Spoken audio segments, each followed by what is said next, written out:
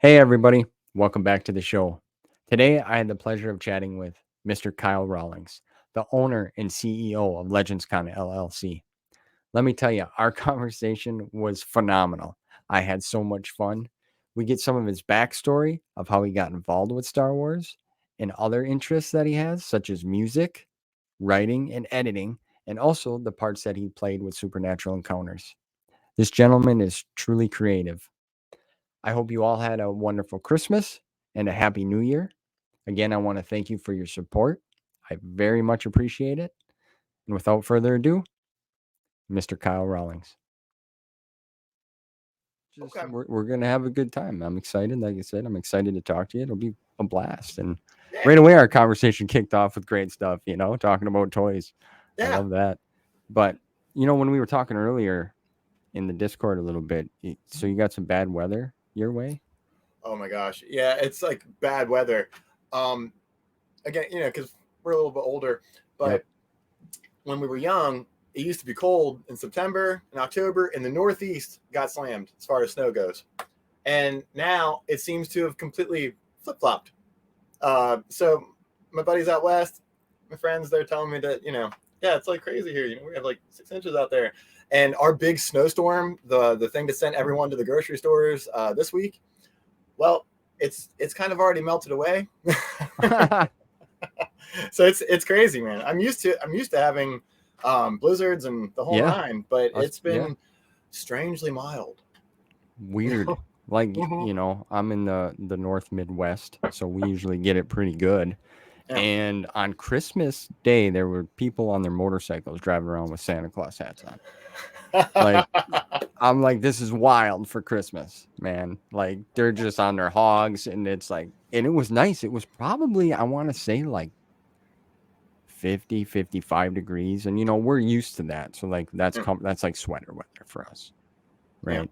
So it snowed yesterday, was kind of like our biggest one we got so far, and now the sun's shining and it's melting. So it's weird. It's like normally we're just hammered by now and it's like nothing. Yeah. It's kind World's of changing, strange. sir. Yes. Yes. So how talking about Christmas, how was your Christmas and New Year's, man? Oh, Everything. it was great. I work a lot, so this was the first time that I was able to really have one with the family and just no interruptions. And yeah, so that was pretty cool. That was Good. pretty cool. I value time with my folks as we get up there in years. So Yes, sir. yeah, young self is like we got work and we'll get there and there'll be time for all this and that, and then you realize like, whew, a Time couple of just years goes went by. by. Yeah, Yeah. and you never found the time for this and that. So I've been trying to be better with those things in life. And but yeah, and then on Christmas Day we announced Legends Con 2. I know, dude. I'm super pumped. I'm super pumped. I watched that because I know you had mentioned when I reached out to you. I know you're a busy guy. Again, thank you for taking time to hang out and chat with me, dude. I've been wanting to talk to you because everybody says you're a great guy. Nick, Ken Palpatine, when I talked to him, obviously Joe Bongiorno, like the whole, there's a list, and they're like, Kyle's just awesome, man. He's got good vibes. So thanks for that. But yeah, Legends Thank you Con for having me. 2, man. Yeah, yeah. So what oh man, it's just, yeah, I was super excited. I kind of had a feeling when you said let's wait a little bit. I'm working on some stuff. I had a feeling inside. I'm like, this is, but so You you do. dropped, yeah. So can you talk? I mean, I know you mentioned some a little bit of what what's going to be shaken down, but like, is there any more? I know this is a process. This is what 2025, correct? Is Yeah. when Yeah. that No, we can still chat about it. So basically, the first one was very special. It was a blast, and so going into this for round two, the idea of it is like, okay, well, let's take everything that we heard needed improvement and just maximize on that and make it better. So that's pretty much what my goal is with it. And during Legends Con 23, I went up to every person who was in attendance, every person that I could say hello to, and it's just like, hey, how you doing? And what what would you like to see next time? Like, are you having fun? All that fun stuff. But it's like, what would you like to see next time? And some people were just like, no, it's great. It's like, okay. And then some people had some feedback. So it's like, all right, well, I'm going to take that seriously. And going into it the next time, I would expect more of an immersive atmosphere, if that makes sense. Yeah. So where, in my opinion, like our greatest strengths with Legends Con 1 was the intimacy with the guests, as far as just being able to speak freely. You know, we didn't have any anti-camera policies, et cetera, et cetera. And it was just that very, like, you could be in the hallway and you're talking with your buddy, and then right next to you is like, oh, there's Barbara Hambley, like, hello, and she's like, hello, you know. And that's the atmosphere that we're going to maintain. And as far as that, I think that was, again, like the greatest strengths of the con was just everyone being able to approach each other and feel comfortable enough to just say, hey, Abel. And you know, and yeah, exactly. So that was the greatest strength. And then where I think we needed to improve was just simply more vendors. Let's make a lot of use of the space that we have and whatnot. So I would say that's what I want everyone to look forward to. We're keeping all of the cores of what we did, as far as just absolutely, we're going to have guests on, speaking everything that you can expect from Legends Con 1, but we want to do more of an immersive atmosphere too at the same time. So without giving away a whole lot of things, because one day it would be nice if you can talk to one of our directors, Raymond O'Brien, because he is the man with the vision, so to speak, of how things are going to be laid out. And again, it's just very, I don't want to give too much away today, but I'm very excited about it personally, because it's just like, okay, well, one of those, like, I can't believe we're actually going to do this. But so that's kind of what's in store for Legends Con 2. And it will be a different location. Yeah, I don't want to give that away either. No, that's thanks, totally... almost dry. Yeah. Well, you know, that's one thing I've heard, you know, obviously the fan feedback that I've watched and seen, and that was so cool that people could take videos, because some folks that couldn't go, you know, like myself, which I wanted to, I felt like I told you earlier, I was living through it, watching, and it was so awesome. And you're right, everyone was hanging out, people got to meet that only talk via StreamYard or Discord. That was so cool, where you can meet up with your friends. And really, it was like a moment in history, because it's the first ever eccentric around the Star Wars expanded universe, which is so cool, man, because it's so loved by a lot of people. And even myself, that's getting into it and reading the books and understanding it and learning it, how I've learned through you guys. It's beautiful. And to see these authors, I mean, you and the team had a great group of guests and panels, like big name people that played a crucial part in creating these stories for us. And that was just wild, man. So kudos to you and everyone that was involved for doing that for everyone. I just wanted to say that, because that's so awesome. And then, you know, you mentioned too, you learned from it, right? It was the first one. So now you have a vision, you know, and I know you got a group of new, we'll say, I call them the council masters now. We got the Jedi Council here. I wrote the names down so I won't mistake them. But you mentioned Mr. Raymond O'Brien. He's going to be like a program director, right? He's got the thought process. Marcel Ryan. Yes. Director of fan relations. He's an awesome dude. He is. Great choice. Joe Bongiorno. Another phenomenal person. Like, I've talked to, I know some of these people, right? Yeah. Christopher Young. I've heard his name before too. Mm-hmm. And obviously you, man. And I'm super pumped for it. I'm very pumped for it. I know you can't mention the location. I get that, but it's not going to be in California, correct? Like that. I will say that. And Mr. Randall too. Mr. Randall Barnes is also on the Randall Barnes. Yep. I missed his name. Sorry, sir. If you watched I got you. All right. But yeah, man. Go ahead. Sorry. I'm just excited. I'm really excited. Yeah. Now the new team has been incredible to work with so far. And Marcel, I'm glad. I think that you've actually spoken with a couple of these folk on your show. I know Joe. Oh, yeah. I saw that episode not too long ago. Very happy to have everyone on board. And Marcel in particular was I think just perfect for that person because he seems to have the pulse on the community, and everyone who's present has an absolute affinity and love for this community. It's like we pretty much eat and breathe it. Yes. And yeah, and some of the folk on the list who may not have more of like a YouTube channels kind of production about them have worked pretty hard on a lot of other Star Wars projects. For some of them, I believe it's been a decade or two for some of them. They're very involved in the RPG world, so that's kind of where a lot of their Star Wars cloud comes from, if you would. And they're top-notch professionals in their field as far as day job goes. Right. So I think that they were great additions to the team. That's good, man. So did you have people in mind like that you wanted to bring on board already? Yes. Yeah. Okay. Yeah, I had people in mind, and Joe Bongiorno, of course. Like, I'm so glad he finally said yes.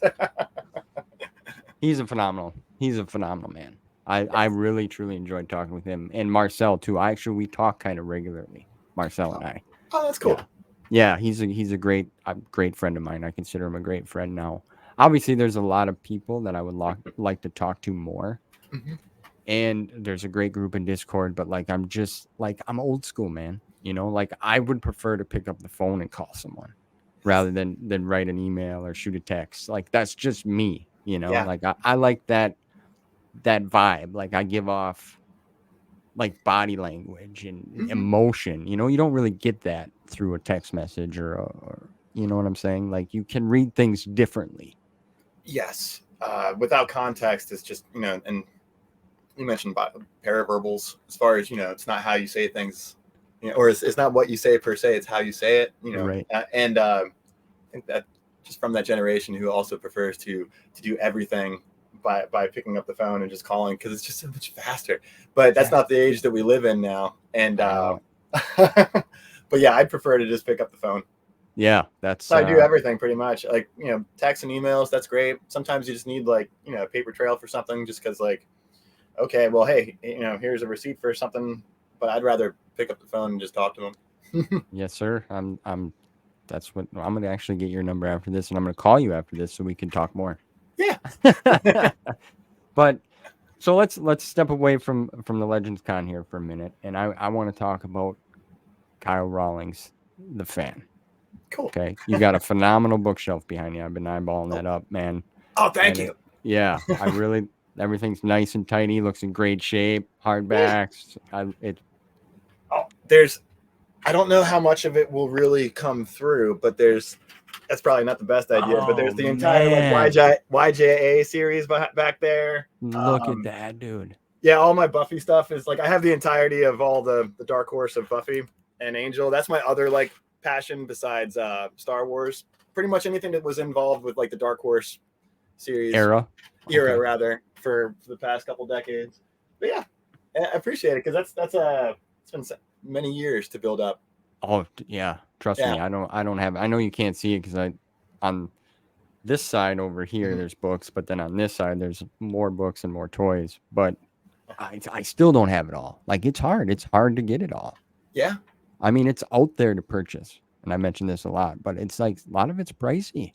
Yeah, and I saw like what in the mid 2000s or so. I'm sorry, the mid 2010s after the buyout. I used to work pretty heavily with vendors and whatnot and go set up and all that. And a lot of the stuff that we cherish now did not used to move back then, and it's not, I know I sound like this terrible person, but it's just like Dark Horse magazines or comics rather.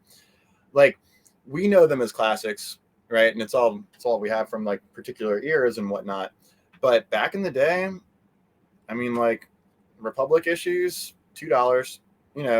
We used to have them all the time, just boxes of them. They'd be in great shape too, and taken care of. But it was just those books didn't move like that back then. There just wasn't because it had been around for so long that it's just like it's just like one more part of it. But then after everything was cut, production was formed. Once you could not get Dark Horse stamped on your copies anymore, all of a sudden everything started shooting up. in price. So I had made it a point in life to pretty much like I was buying and trading and all that for a couple of years. I had like an eBay store Oh man. where all I would do is just look for those great deals that people didn't know what they have, or they would sell a whole box, and you're just like, yeah, okay, they want $50 for the box, and that one book in there is worth like $45. Boom, and just like keeping it moving and selling and buying and all that, just to be able to eventually have it all kind of pay for itself. It That's a didn't, good. No, but, well, I mean, but you got the collection out of the deal, and you mhm, know, you like you said, you recycled. Okay, so I'll buy mhm. this lot, take what I need. I mean, that's time consuming though too. Oh my gosh, oh my gosh, was it time consuming? You know. The day in searches and all that fun stuff. And then every once in a while, you treat yourself, and you're just like, oh, that's I finally picked up Shadow Games and The Last Jedi in 2022, and that was like my big treat yourself at the end of the year thing, because that was like Yeah, Jesus, like what, $500 or something just for those two. It was man. ridiculous, but yeah, so it's kind of been like an affliction since I was young. Well, I mean, I'm a collector and a fan too, so I get it. I get it. Like I was Yeah. telling you, there's that guy in my local town that's got a whole Black Series, and one of my friends actually said, "Steve, why don't you just offer him a price for it all? Keep what Mm-hmm. you want, and then unload it." And I'm like, man, that's a fantastic idea, but I just don't have the time. And then it's like, what if things don't move as fast to try to get some of that money back? You Mm-hmm. know, so it's like, it would be a great idea, but Yeah. I don't know. But you mentioned this was something you had when you were young. So obviously Oh, you yeah. must have got into Star Wars at a young age, like myself, because we're close in age. So Yep. what's that? How did that all shake down for you? Well, so I was the kid who had the bed sheets and all that. You know exactly what I'm talking about. Yes, yes, I do. I still have them, and for someone who's moved as much in my life, because my family was in the service, so I was brought up in Alaska and then brought all over the continental and et cetera, et cetera.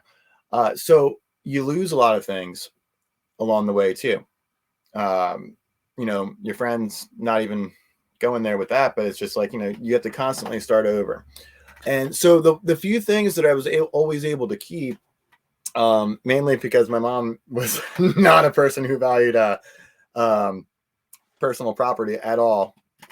Not the reason why I went this deep with it, is it? But Yeah. so she would pretty much just like, it's gone, throw it out, and we're moving. So the one thing that she always let me hold on to, even when I was small, as far as just like I knew it was always going to be safe. I had a yellow Connects box, and I just put all my Star Wars toys in it, man, all of it. Because I was like, she got the turtles. She threw out the turtles one day. Oh Oh, that was like no. its own thing. Oh my god! But I was able to have this Connects box, and it always came with us. My dad knew. He's just like, it had my name on it. It was plastic, durable, and it was huge. So I never had to. I never had to worry about it. So I still have the original like bed sheets and pillowcases that I had from when I was a kid. Oh, I knew dude. I had a little bit of foresight when I was small. I threw that in there too. Um, and yeah, I put all my figures in there and all that, and they always came with me. So it was like the one constant. And my father loves horror movies, everything that you're not supposed to watch when you're a kid, like Elvira and um uh Tales of the all Crypt. Tales of the Crypt, all that stuff that you're just like, yeah, maybe the 4-year-old should like, you know, go upstairs while I'm watching Interview with the Vampire for the first time on Yeah. VHS, and like, oh, look at that, the kid's scarred now, that kind of Yeah. stuff. So that's was my household. But there was always a special reverence, especially back then, because Lucas really kept Star Wars kind of on a leash, so to speak. So if it came on TV or something of that nature, often than not, it was kind of like a weekend thing that the network had prepared. So it was supposed to be like a big deal, and we would always make time to sit there and watch those. Um, yeah, it was cool. I didn't really get like a whole lot of stuff coming up, but my dad would always make sure that, hey, if a new Star Wars game came out for Nintendo, and then it was or I'm sorry, Super Nintendo, and then PlayStation, all that kind of stuff. It's just like, it was he made sure that it was at the house for me. So it kind of like started there. And not to go like too all deep in it or whatever, No, but man, I dig it. yeah, Go. my folks split when I was 10, and there was this one family that me and my mom hung out with a whole lot. And like, it's like, oh, so I had a best bud and he was into Star Wars too. And we had gotten really into like basically stalking the KB toy store to make sure that we got all the new Shadows of the Empire stuff coming in. If you remember all that. Oh yeah, I got it. Yeah. It's on the wall. Yeah. So, oh yeah, I see him up there. Yeah. I Yeah. can only imagine, the amount of like begging of our parents to like take us to the store, I know. even just to window shop at it, because it took a long time to actually get all the pieces together. But it's just like we just needed to know what was out, you know. Dude, I am And totally feeling you. yeah, you know, B-list to pass like anyone else who's in the toy store. We're just going to this one aisle. We have one very. I'm still this way to this day. There's one very specific spot that we need to see, and once you see it, you can leave. We can go home. No, I don't need to go to the food court. You know, that was kind of how we were. But so becoming obsessed with Shadows of the Empire as that was coming out, you know, it was the purple art and all that. It's just like, oh, what is this? And started to consume. And then the special editions, you know, that was also its own thing. When that happened, because it was again all the same time as far as like, you know, the family changing up and still loving what you still love, you know. Yep. And once the theaters came back, or I'm sorry, once the films came back into theater, it was over. You know, it was over. As far as like, okay, the brand has me. I'll just be paying to be part of this for the rest of my life, I guess. You know, I started picking up Star Wars Insider. I think 44 or 43. I think 44 was the first one that I had that I was able to pick up with my folks. And then I remember when the sequels came out, you know, or the prequels. I'm sorry, when the prequels came out, it was also just, you know, here you. I'm not worthy. I'm just going to be part of this brand forever. You know, and I started using. That's when I started using my own money to start paying for my Star Wars addiction. You know, the Star Wars Insider that had Natalie Portman on the front cover as the Queen. Yeah. I can't remember which issue that was, but that's the first one that I bought with my own cash. I had to work a lot for that.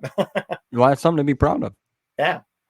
And but yeah, that's pretty much where the love of all this came in. And I think by 6th or 7th grade, I'd read Shadows of the Empire, the actual novel. Forget it. It was over at that point. That's a great book. Mm-hmm. It should have been a movie. Yeah. I think that was like, you know, the whole chatter back in the day too. It would have been phenomenal. Mm-hmm. You know, I mean, Shadows of the Empire was a big deal. I'm not trying to swerve off, but just like you said, them toys, they were different. They had the video game, all kinds of book. But yeah, I loved it. I love Shadows of the Empire. Yeah. But continue. No, all my friends at school and stuff, we were just like, that was the theory, you know, that, okay, well, they just made all these toys. There's a game, you know, the comics and all that stuff. So it's like that they're going to do a new movie. It would have been perfect. It would have. Yeah, Mr. Dash Rendar, right? Yeah, I didn't even know who it was until, you know, and I'm like, when I seen that figure, I remember that. I'm like, dude, this guy's got like metal armor on, and he comes with this thing he puts on his back with the rocket launcher. I was like, that's cool. Yeah, you know, very 90s. Yeah, and just going back to like the KB toys, like some of my figures that I have actually still have the KB toy sticker with the price on it. But I remember too begging, can I get this one? And it was like $6.99 back then in the, you know, mid 90s, early 90s. Yep. It's like, man, now it's like you never see a toy for that price anymore. It's way more than that. No. Again, we were talking a little bit before I think we started recording, but yeah, that's why I got out of the game, because it's just like I can't pay $30 for you know, because I'm one of those completionist kind of people. So it's just, if I have one purchase from a run, then I have to have the whole run. Otherwise, I don't feel like it's, you know, there. It's complete. And it's so for all, and it's Star Wars, so for all the no name kind of characters and whatnot, you know, you have to get them too. Adds up very quickly. Yes, I've tried to limit myself with just certain characters, but it's so hard because they'll come out with, they know how to do it. They got you hooked. They'll come out with some special edition set where you get, you know, Obi-Wan and Vader or something, and then later on you'll get just Vader out, but he looks a little different. It's like, come on. It's unacceptable. Yeah, if they weren't $30 a piece, I'd be in it. You know, even when it was like 18, I was like, oh, this is steep. 17, but I can still do it. But once stuff started to creep into the $30 range, it's like, okay, well, I'm out. I know, man. It's a lot, especially with everything else. I'm sure everything else is going up in price. It's where we're at. Yep. I forgot to ask you. Do you have a New Year's resolution? Oh, I do actually. I do. As cliche as that sounds, I'm wearing a patch right now, so we'll see how that goes. Yeah. All right. Hey, I used to be a smoker. See, so you understand. Yeah. Yeah. Yeah. I quit. Actually, when I got with my wife, shortly after, I quit because I didn't want to kiss her with smoke breath. Yeah. That's the reason. That's the truth. And I quit cold turkey. Hey, whatever reason you need is good enough. So, but I was going to say it. We're equal, man. We're on the same level here. I'm digging this. But I did start chewing a little bit from time to time. Hey, it's still better than the actual, than the pack. So yeah. Still better. Yeah. So you carried around that box. You got the bed sheets, man. That's awesome. Yep. You mentioned Ninja Turtles. You were a big turtle fan? Oh yeah. Oh, it breaks your heart when you look at some of the stuff that you used to own, and you're just like, oh my gosh, And we talked a little bit before we got on the air here about how this stage in life I do take them out of the box, but back then, some of them I was like, maybe not, which is ironic, right? Because you're small, but there was some stuff that I had back then. Even the comics, man. My gosh. Yeah. For turtles in a way. It's crazy. I was a huge turtle fan too. I had the van, I had the crane, I had all of it. I had the carrying case that you could buy. Yes. And it all went, man. Like, you get older and then, your parents keep stuff for a while.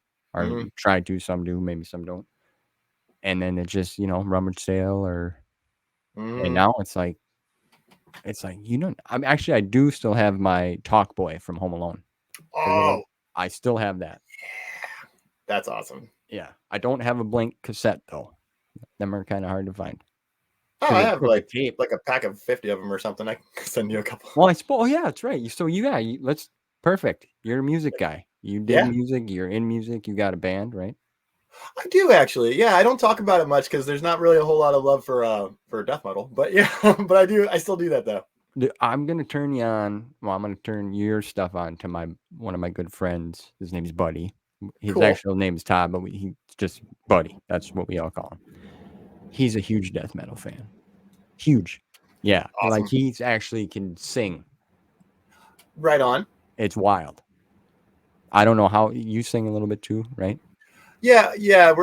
We've been a 2-piece for I have a band with my his children. I'm the godfather of them, so I look at them as my that's awesome. Nephews and nieces and stuff. But yeah, we've been doing the same thing here for this one for like 8-9 years, and then I think we played together for like 6 years when we were still in high school and after that. So it's right on, man. So you when did you start learning to play the drums and it was like 12. Really? Yeah. It was still back in the day, sir. So there was no YouTube and all that, so you would have to go to the music store, rent the VHS tape from the music store, and that's how I did it. And it was all couch pillows and figuring things out, trash cans. Became very MacGyvery. One second. My cat's trying to get in here, Mary. So she always is on these streams. So she's trying to get in the door. Hold on 1 second. Okay, holding on. Come on.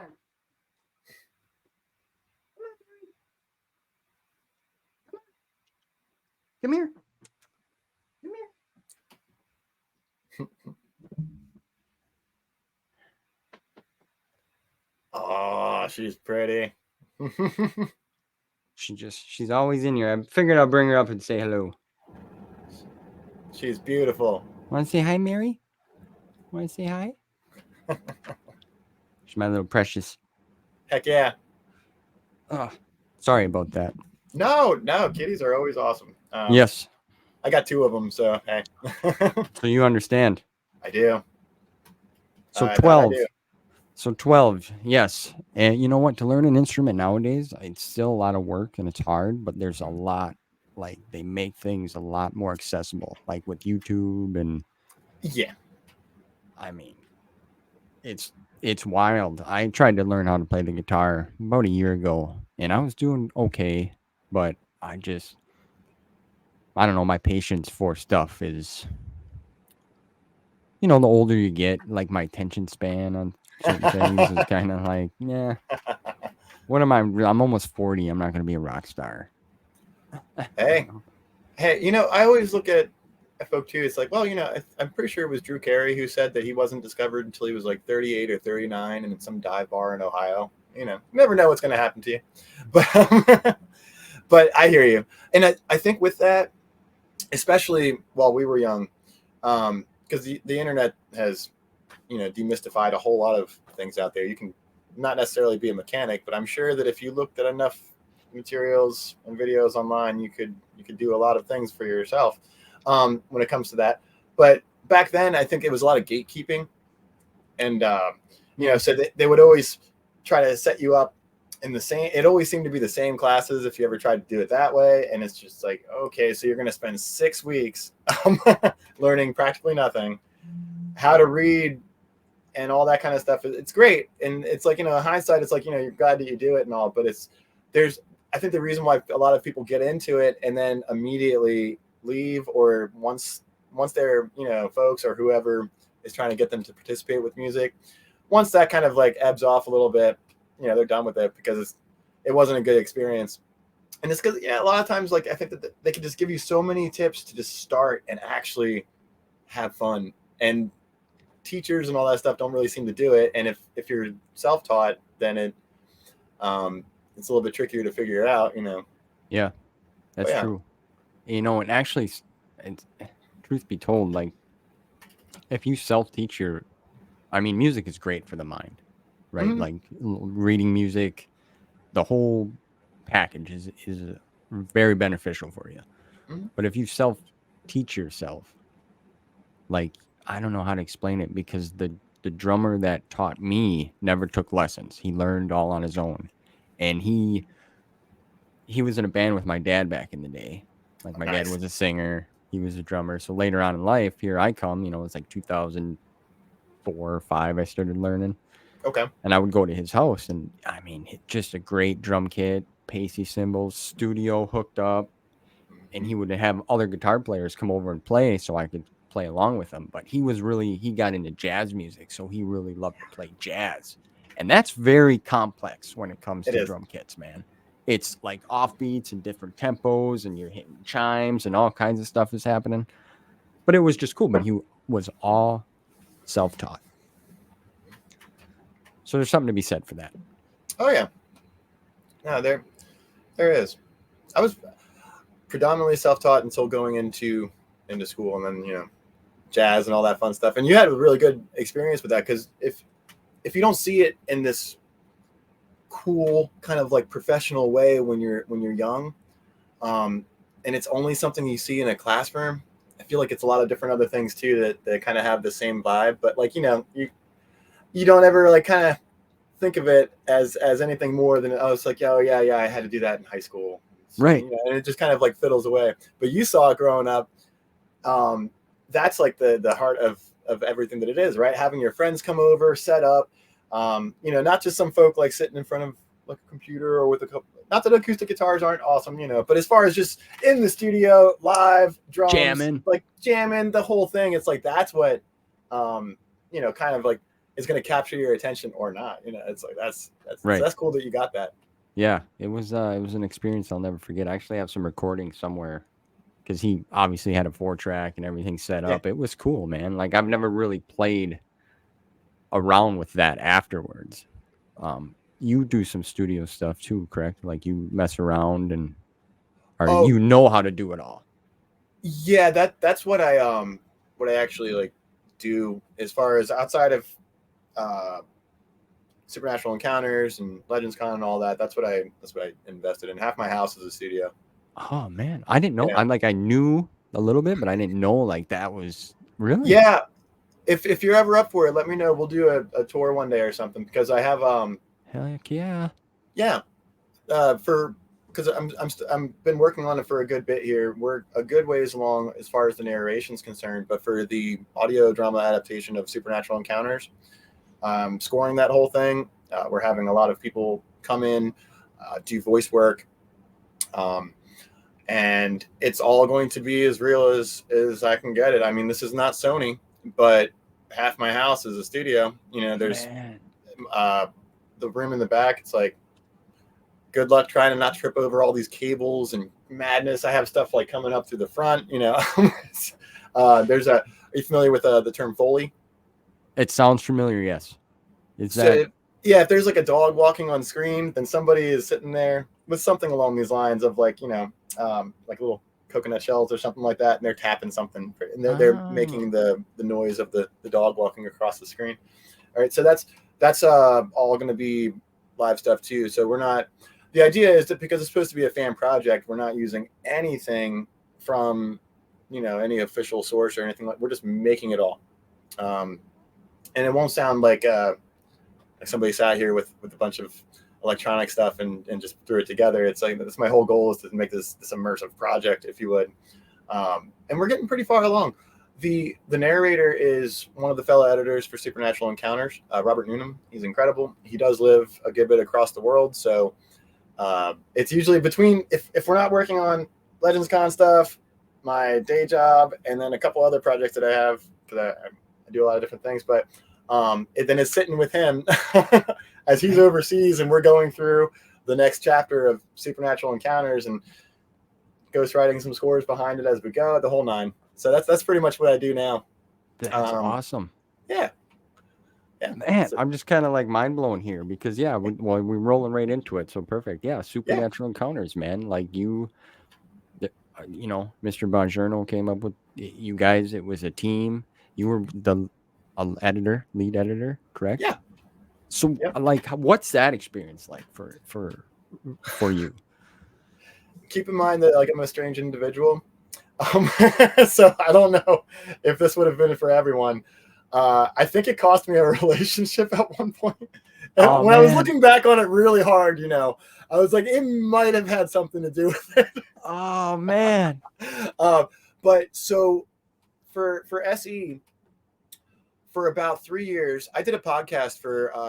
I recently have left because Legends Con is going to take up all the time that I have here. Between that and the audio drama and everything else, it's just like I had time for this, but I didn't have time to really sit there and dissect a book every week and all that. Right, but for that time, I was on a podcast for a couple of years,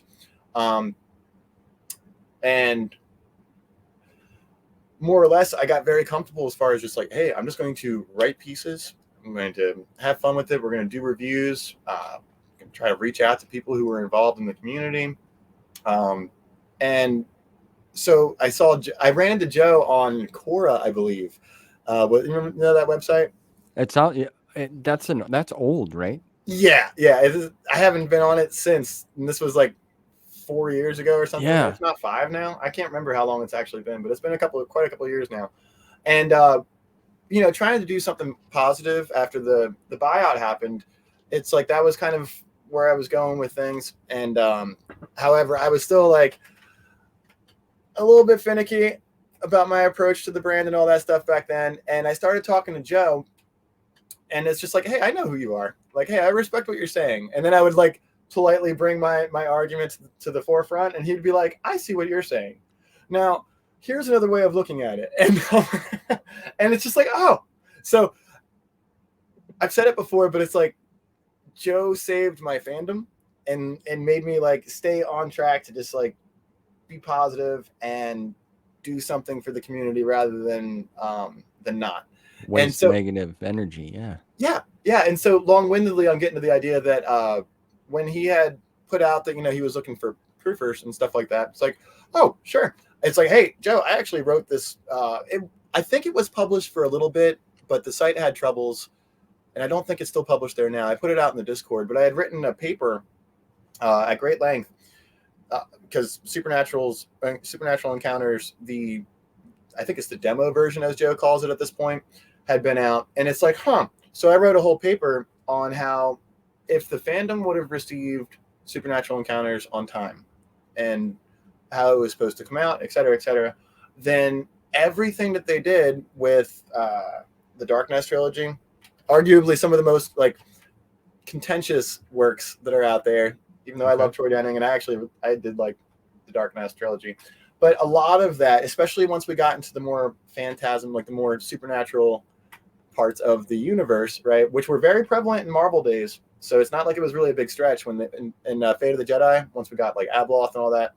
I was like, well, if we had context for all of these mega forces, for the lack of a better word right now, but just these larger than life forces that we now see like kind of being shoehorned as a fan, it's like, oh, this is kind of being shoehorned into the books here. Like, all right, now there's Abeloth and there's the ones and all that because, Troy had to work with what he had and the animation was going on, the whole nine.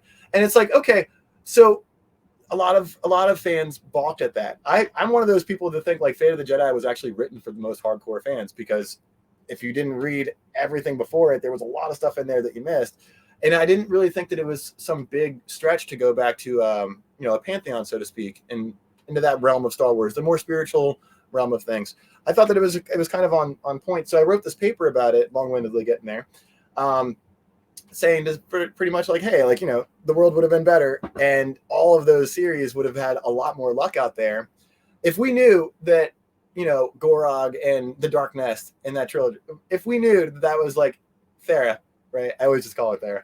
But if we knew that was her and we knew anything about anything as far as what's in Supernatural Encounters, that would have made sense. We would have been like, oh, okay, all right. I may not like the story, but I at least understand why we're doing it. If that makes sense. And that was kind of like my whole pitch in this paper, was for all of it would have made a lot more sense. And I think that people would have been a lot more accepting of those later works if they just had context. They just had a clue. Because otherwise it was a lot to just kind of take on, especially for some folk who, hey, not everyone watched the show, and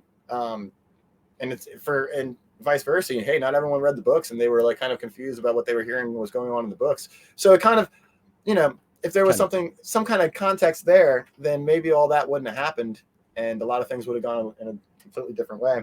And so I had sent that to Joe and he was like, oh, awesome. And I joined the team as a proofer. And then as things progressed, I'm one of those people, I went to college and, the dean's list and all that fancy stuff that doesn't really matter. But the idea is like English has been one of my more proficient strong suits. Yeah. And it's like, so that's what I, am particularly good at. I am that person who is just like, 20-page research paper. Awesome. And I enjoy the process. It's like, I'm not human, I think, when it comes to that kind of stuff. So, it's not like some daunting task. I'm like, hey, why didn't they not give me any more pages? And, I was that nerd pretty much. It's just like, hey, Professor so-and-so, I think that this is I need a couple more pages because I have to make my point. And they're like, no. And you're like, so you have to like shrink it back down. Okay. And so looking at Supernatural Encounters, it's like, I was not, Joe said it before, he writes, it comes to him and it's just like, and he gets all this inspiration and it's just, it flies on the page and it all makes sense. It's great. But there's a lot of things as far as just like, that we could like, have a semicolon here and it doesn't have to look this way and it could look this way. And I read a lot of like, I've read a lot of Tolkien and a lot of fantasy and stuff. And I'm a big fan of the way things, even not necessarily Old English and all that kind of stuff, but as far as just like how text can look on paper. And so basically at that point, I started line editing with Joe and we had a blast. And it was just like, hey, and I was never one of those people who wanted to change what was happening. That was never the idea. As far as like, oh, well, they should be doing this, and this, and this doesn't, blah, blah, blah, blah. That was not like what I was there to do. I was more like, hey, Joe, if we stop it here and you have this list coming, we could design the page to kind of like look like this. And then I would send options. I would never just be like, hey, you should do this because that's rude. A normal editor would do that. And it's just like change it, or they would change it for you. And the way that Joe and I worked was like, hey, here's like 3 or 4 different ways of looking at something. Or maybe like a piece of information was meant to be clear and maybe it wasn't, but I would ask Joe to make sure that like, hey Joe, was that intentionally unclear, or was that like, do you think that it needs something else here? And we just worked like that for about 3 years, just going over it countless times. I think I went over the whole thing between like 5 and 6 times, and each one would take 4 to 6 months, if not long. The first couple passes, as I call it, through it took more than 6 months apiece to really break everything down. You're talking about like trying to match everything up with the notes at the end too, and all kinds of various spellings and whatnot. There was this idea because Joe likes to throw in words that aren't necessarily foreign or not necessarily native to like English. Yeah. Which is a joke sentence in itself, right? I don't know why I said that, but all the same, they're words that are not like conventionally there. So they also have different spellings depending on different dialects and etc. So we would just get into like these like half hour like, hey, we should research this. We should research blah, blah, blah, blah. And it's like, well, the French folk, they spell it this way. Let's use that because it looks good on paper. Cool. And all kinds of those circumstances just over the course of years. And so for my life, it was like I would go to work. For the last 2 of that, I was an administrator where I work. So my life was particularly nuts, especially especially with all that too, because Legends Con, developing all of that and getting that rolling was on top of all this toward the final couple passes of Supernatural Encounters. So basically all I would do is get up, go to work. If I was working night shift, then I would do that and come home. I would open up the laptop and we would just line for line every time. And that's how it was for about 3 years. Like, it was not some glamorous thing. Yeah, well, at first it probably was, but then the initial excitement of being like, and there was that like, the love for it though. I could not put that kind of effort into anything else, but knowing though what this was that you're looking at, and knowing the importance of what it's going to be for fans, for our community. Yeah. Who, frankly, like I'm one of it needed this. People can have all kinds of opinions on the book. Sure. That's fine. I'm glad that they're talking about it. But people who have been in it for several years, even if, and it's always ironic when they could care less too, but hey, that's to each their own opinion. But people needed something like this to come along. And it's like, hey, I will spend every day doing it. That's fine. And I didn't want anybody to detract from it for something as small as like grammatical errors. So like that was like something too that I was not, if I could say something about it, then I was going to. And I just and then every once in a while it's like Joe and I would be like, okay, and then he would do a complete revision, right? Because the other editors too. Toward the end, it was not everyone so much, but in the beginning years, there was a lot coming through. So everyone's submissions, and then they would all be worked into account, and then we would just go over that and that and that until it became the final finished project that is Supernatural Encounters. So man, it's a very tedious process. It sounds like very repetitive. But you said there's a lot that to be said on behalf of what you just spoke about. Like for one, the Dean's List, man, that's impressive.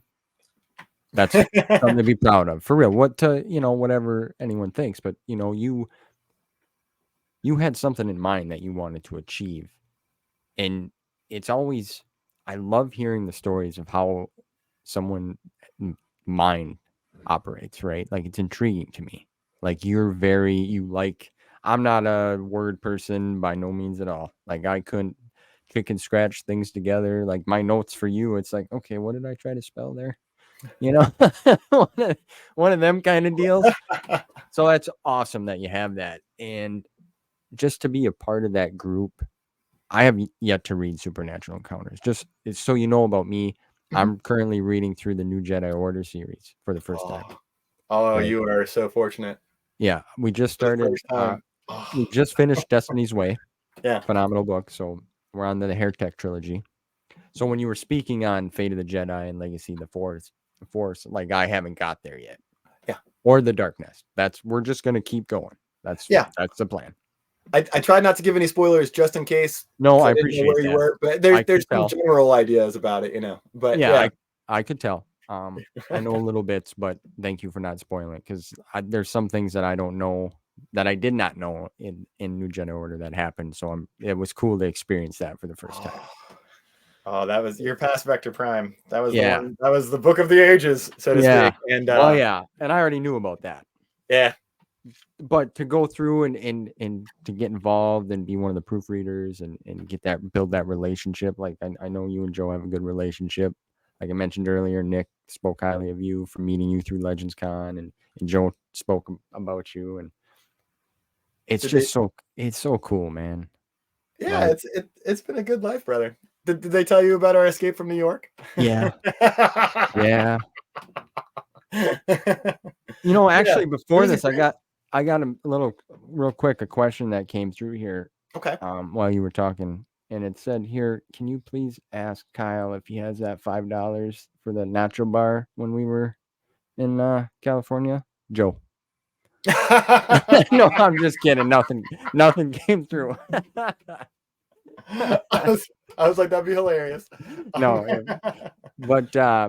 but seriously, man, you said the fandom needed this. I've heard nothing but great things about it. I have a copy, so I'm very happy for that. Joe reached out. My cat is just all over the place today.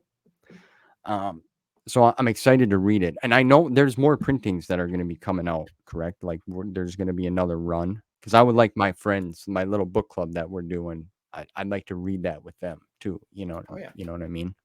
So I thought Joe mentioned that there was going to be maybe later this year, possibly there'll be another run That's of the it. idea. Yeah. Okay. Yeah, that's the idea.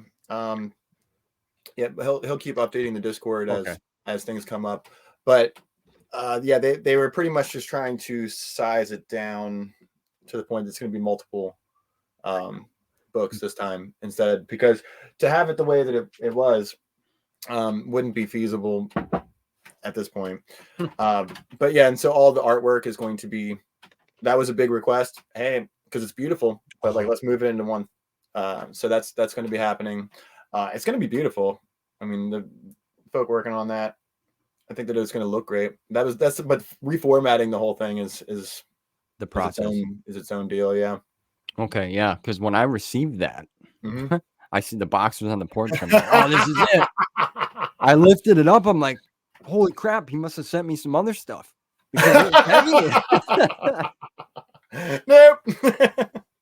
No, and I peel this baby open and I'm like, what is this? Like an encyclopedia?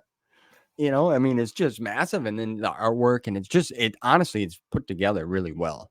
Like, it's beautiful. I wish I had a hardback cover. I didn't, unfortunately, I don't believe there was any more left, because Yeah. I saw some of the different covers and the designs, and it's just beautiful, man. I gotta give kudos to everybody involved, man, because it's cool. It feels like I have a piece of history. I told Joe that too.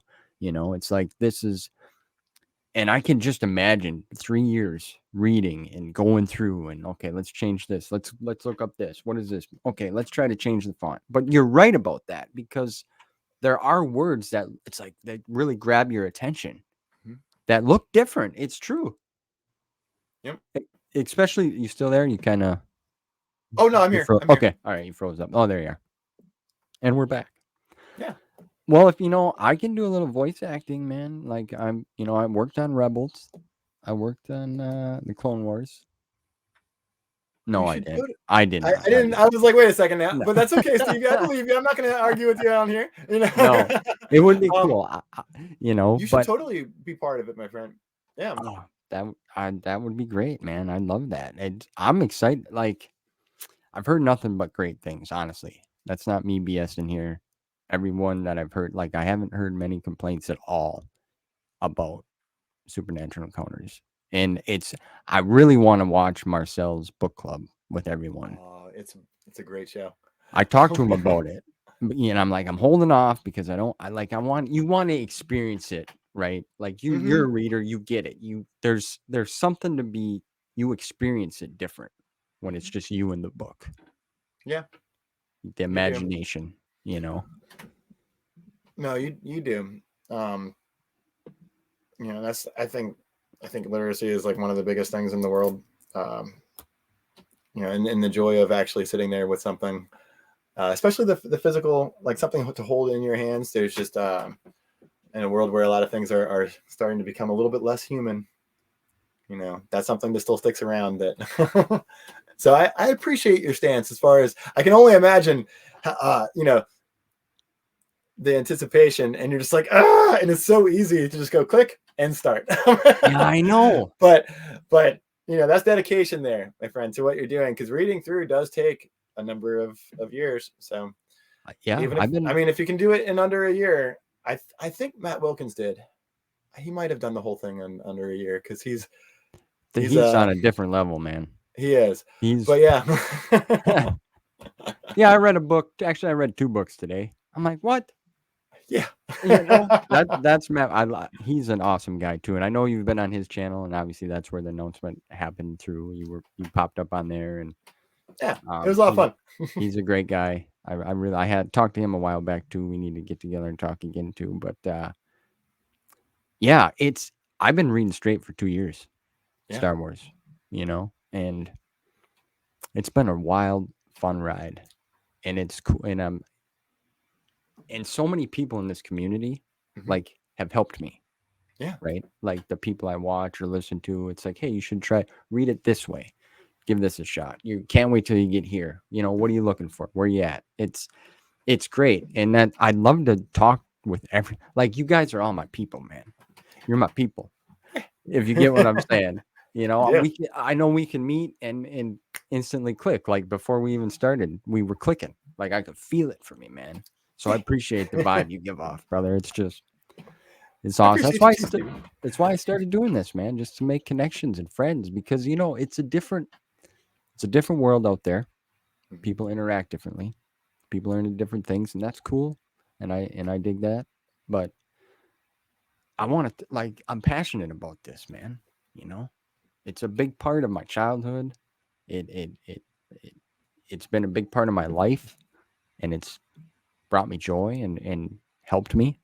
Yeah. So I don't know. I went off on a tangent there. I apologize. No, much love and respect for you, bud. Because like that's, I feel the same way too. Yeah. There's a reason why we go through everything that it takes, to do this right, and to reach out and get this community more in touch with itself. That's why I commend what you do. Yeah. You've been around for a minute now, Stevie. Yeah, I see your channel. I'm trying to bring fun stuff and positive energy and good vibes and good conversations with. I'm appreciative to everyone that I've talked to. Everyone's there. And it's awesome to be able to bring conversations with authors that we all know and like, and just make them feel comfortable and have fun too. Because like Sean Stewart, who you guys had there. Yeah. He wasn't. Sean was great. Yeah, like he didn't realize what an impact and how popular his book was. Like he truly did. He signed my book. I'm paraphrasing, but it's like, thank you for helping me find my people. Yeah. So same thing you were just saying. Yeah. He was great, and yeah, he was overjoyed because that was one of his concerns. Was just like, okay, well, I don't know if I really should get a table and all that. He didn't think that there was love for his book, and it's like, believe you me, my friend, it is there. It's a lot of people that probably are mutual friends and whatnot would put Dark Rendezvous at least in their top 5. If some people it's number 1. For Joe, I think it's still his number 1 book that he's into. It was before. Right. I think it was before. So I imagine it's probably still holding that title. And it's that way for a lot of people. He managed to get a couple characters that I think were completely misunderstood, and you feel like you know them. And like everything about his work too. Max Leam, the showdown at, what is it, Ferriton Station? I'm not saying it correctly. It's but some stuff I have a hard time pronouncing. It was Asajj's like last appearance, right? There was the obsession and then there was that, and that's about it for as far as the EU is concerned. And her savagery and her growth, and she was telling Dooku in her own way, like, shove off, Yeah. You could tell that she was like She getting was over it. She was done with the whole she's thing. puffing her chest up a little bit, doing A the little peacock. bit. Yeah, Yeah. frozen hands and stuff and all that. And yeah, when she's staring at Max and all, and she's being pulled through the bulkhead, if you remember, very Alien Resurrection style. I was like, oh my gosh, that's brutal. And so Sean Stewart made one hell of a book, and with Yoda, at the end too. I know now I'm going on a tangent too, but when he's like knocking on the door or on the window, and like, could you imagine seeing that? Could you imagine, like, oh man? Yeah, so many good things. So when he came to Legends Con, I think he was, I was telling our Discord server, it's just like, guys, somehow, or sorry, everyone, but like somehow, Sean Stewart doesn't think that he has fans. So if you're going to be there, make sure to show him the love, because he doesn't understand. And he very much got the message that, like, wow, there's all these folk still behind my work all these years later.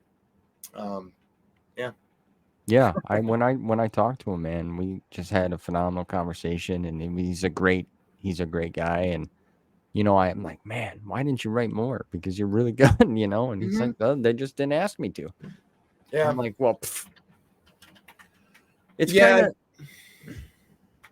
was that time. I mean, the CWMP project, like, as far as the novels went, if memory serves, a lot of them weren't included elsewhere. I'd have to look. I don't think that everyone, I believe, was kind of a one-off. But Barnes, I mean, Barnes coming back to the new canon and all that is pretty cool. Cestus Deception, but a lot of folk. Karen was kind of the one person who really became the all-star out of that group. You're right. And then without going into it with that, but yeah, Karen Travis. Yeah. There was kind of a run for that era, and then that was it's interesting to see too, that Mace Windu book that he's gonna I think it will be. I'm hoping that it will be great. That was one thing. Yeah, speaking of Legends Con and all this too, being able to talk to Matt about Shatterpoint in depth too, because we were outside and I tend to smoke cigarettes and stuff. So again, wearing the patch today, and just talking to him and just being like, so, because I got a lot from that, and it's not every other book. Sorry for spoilers for people who haven't read it, but it's been out for a number of years. But when Mr. Vaster, right, definitely, I shouldn't give spoilers, right, but there was definitely a moment of violence that occurred in that book that is not seen elsewhere. And there's some themes in that book that aren't really seen a lot of other places either in the EU. And to hear his insight about it was I'll remember that forever. That's cool. Yeah, that's another. I mean, you guys had a great group of people come out. Oh man, it's got me excited to see what's in store for number 2, brother. Yeah, buddy. I know we're all over the place here, but this is a fun talk, man. I'm really vibing this. Hey, I'll meander with you wherever you want to go. All right, well, that's great. You can take the wheel too, man. This is all good. So we got a little bit about. Did you always know that you wanted to do some sort of writing editor style work? Like that was your. My as far as going to college, I went for radiology, IT, and all that. So I as far as technologist and the IT side of things, that's what I ended up actually getting a degree for. Okay. But as far as the writing goes, absolutely, that's the reason why I was one of those people. Is like, hey, I joined a podcast for a number of years, and I was like, I'll write articles. Sure, that sounds awesome. I don't think anybody will really read them, but I'm still going to make them. And I've always had that kind of drive too. It's like my musician part of me is kind of the same idea as far as just like, you just make stuff. It's never really about like who's going to view it and all that. Who cares? The idea is that there's something that's inside though that you can't stop doing. Yeah. And you feel like relatively dead without it. And I was writing a lot, especially during college, and afterwards, there was this void. Like I am that person. It's just like you wake up and it's 5:30 in the morning, and it's just like, you know. And for me, it was a briefcase instead of a backpack. But it's like, oh, where are you going? You don't start work until 2. This is after graduation. You know, it's like from college, and it's like, huh, all right, well, I'm gonna go back in and figure out something else to do. So I'm one of those kind of folk. So I knew that there was going to be something to do with it, even if it just meant writing EU articles that people didn't read. Just having something to share with people in the community that they might appreciate, that's good enough. And that's kind of where I was at with it, you know.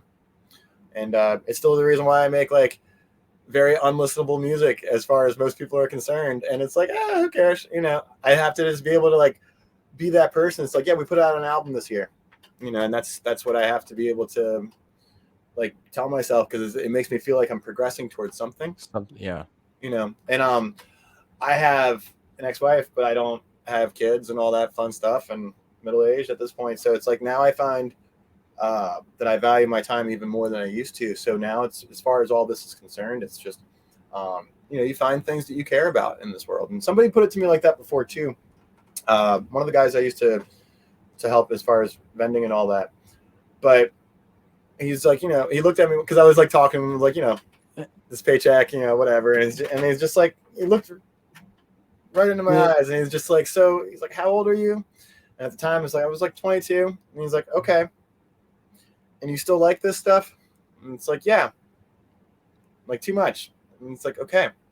So stop being so hard on yourself for just knowing at this age what you actually like, because a lot of people don't, you know, and they kind of go through this just drifting, and not a whole lot of things that you find of import. And so it's like, yeah, you know, I took that to heart. And after that, it's like, hey, this is what I sink myself into. Well, yeah, it seems like you've always had a creative seed in you, mm-hmm. like to be creative in some way, or expression, you know, either music or not writing.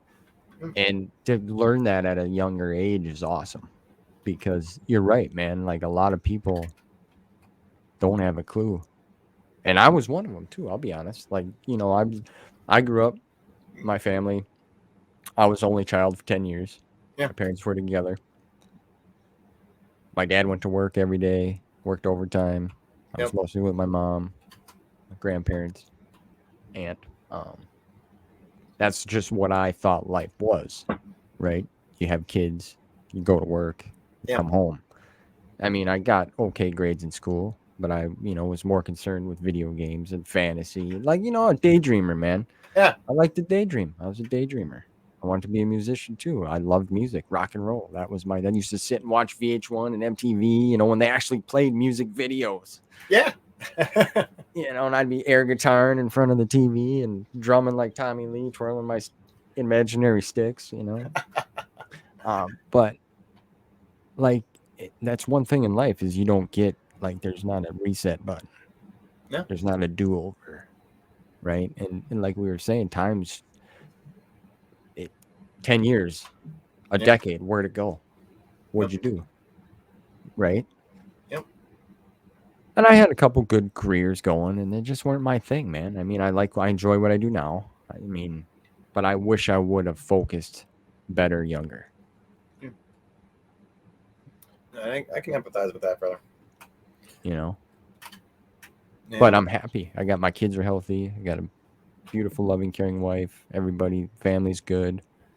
You know, you can't ask for more than that. Like right now, like a New Year's Eve resolution for me would be like, let's just have world peace for a long time. That would be great. Let's give that a shot. Let's throw that on the table. Yeah. You know, that would be, let's run it 5 years, see how it works out. Yeah. You know, I don't I'm know. down with it. Yeah. It would be great. And I think once they, you know, if anything's ever discovered out there, that might be the one point where we reach that. You know, we'll see. Yeah. I believe we will. I don't know if it'll be in my lifetime, but I believe it'll happen. It's probably your lifetime, bud. Yeah. It's probably our grandparents' lifetime, but yeah. As far as when, anyway, without delving into all that, though, it's like mathematically not probable that there's not something out there. So, hey, but I think that will probably bring that all along. You know, there's a supernatural encounter out there waiting, folks. There is. How do you like that one? There is. Yep. So I've been hearing talks about a Supernatural Encounters Part 2. What do you know about Oh that? yeah, yeah. Joe's been hard at work on it. You know, we've been workshopping. Yeah. That's been kind of like the running thing here lately. I just thought I'd throw that out there too, because when I heard that, I started laughing. I'm like, yeah, okay. Yeah, yeah. I don't know if any of us will live long enough to get through it again. Just teasing. So so being a part of the process of like putting all these things and then tie-ins together, Mhm. like I mean, you guys obviously had to dig through a lot of material to make sure things. Yes. Yes. Oh my gosh. So you like know the ins and outs. Yes. Yes. We followed a lot of like in-house kind of documentation that we were all putting together to make sure everything could stick around. That's not the right way to put that, but all the same, like to kind of give some form of a heading, so to speak, and keep track of things. But it was nothing. But that's what also was it added to the fun, but it also added to the time. Oh my gosh, because it's like, well, there's a section um, that is about Dark Crystal, for example, because it wasn't enough to just not incorporate that. There's not an official way to talk about it, but that like Steven Spielberg kind of like Jim Henson universe that was Okay. also going right alongside Lucasfilm. Everything that grew alongside Lucasfilm has like a place in SE. So that being said, it's like, okay, well, we discussed about terrifying movies you saw when you were small. I'm like, oh shit, excuse me. No, But this like, is an but adult it's like, show. yeah, I'm like, okay. Well, the Dark Crystal terrified me when I was small. Yeah. Everything else is Yeah. fine. Some people say the same thing about Neverending Story, and I'm like, oh, whatever. But of all the things that I saw when I was small, something about stilts, man, just makes me uneasy. Yeah, yeah, yeah. And I watched Dark Crystal when I was small, and I was like, I can remember some of that. But so to be able to make sure that all this jived, because that's an entire multiverse in its own right, or not multiverse. I don't think it's a multiverse. I think it's all one thing still. But that's his own universe in its own right, and it's like, okay, and it's one that's treated very seriously by Jim Henson fans. So yeah, I watched the film, and then I watched the entirety of the new show that they made for Netflix, which was what a terrible scenario of them not renewing it for a season 2. My gosh, absolutely amazing show. Age of Resistance, Dark Okay. Crystal, I haven't checked it out, but so okay. worth it. Um, the references to Star Wars in its own way, I don't think there's anything that they really will ever admit to, but you can tell that there were certain things.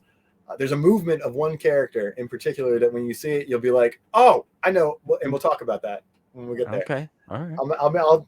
I'll ask you to see if you ever watched it before I spoil anything for you. But I'm like, "Yep, called it." All the same, stuff like that. That would take like, okay, well, that's another 4 days, right? Because then I would go out and I would either order it or go to a couple of local bookstores that I like to support and pick up the anthologies that they have for Dark Crystal. Um, so yeah, I don't keep any of that on this shelf. That's one day I will actually probably incorporate all the things from. But for now, it's just like this is just an only, um, no Marvel, or I'm sorry, no like Legends banner kind of stuff. Like that's Yeah. just nothing against that stuff either. But that's just where all this stuff here stands. But that's why I want to put all of those other franchises that I got into eventually. Up there and Eventually, but yeah, so there was like a lot of those that I was really fortunate to experience. Dark Crystal was just an example, but it was an adventure, sir. Because then all of a sudden it's like, all right, well, cool. I haven't watched Flash Gordon in a couple of years. Here we go. yeah, jump on. Yeah. On top of everything else, at the time, I remember for that one too that I did still have my girlfriend living here, and she's just like, I'm not watching this. I'm not doing it. And it's just like, it's part of my research. Like, Yeah. like, I know. And I even tried to, that movie Ted. I was like, hey, just so there's like some kind of funny context behind it, right? Like, because all the Flash Gordon guys were in that movie too.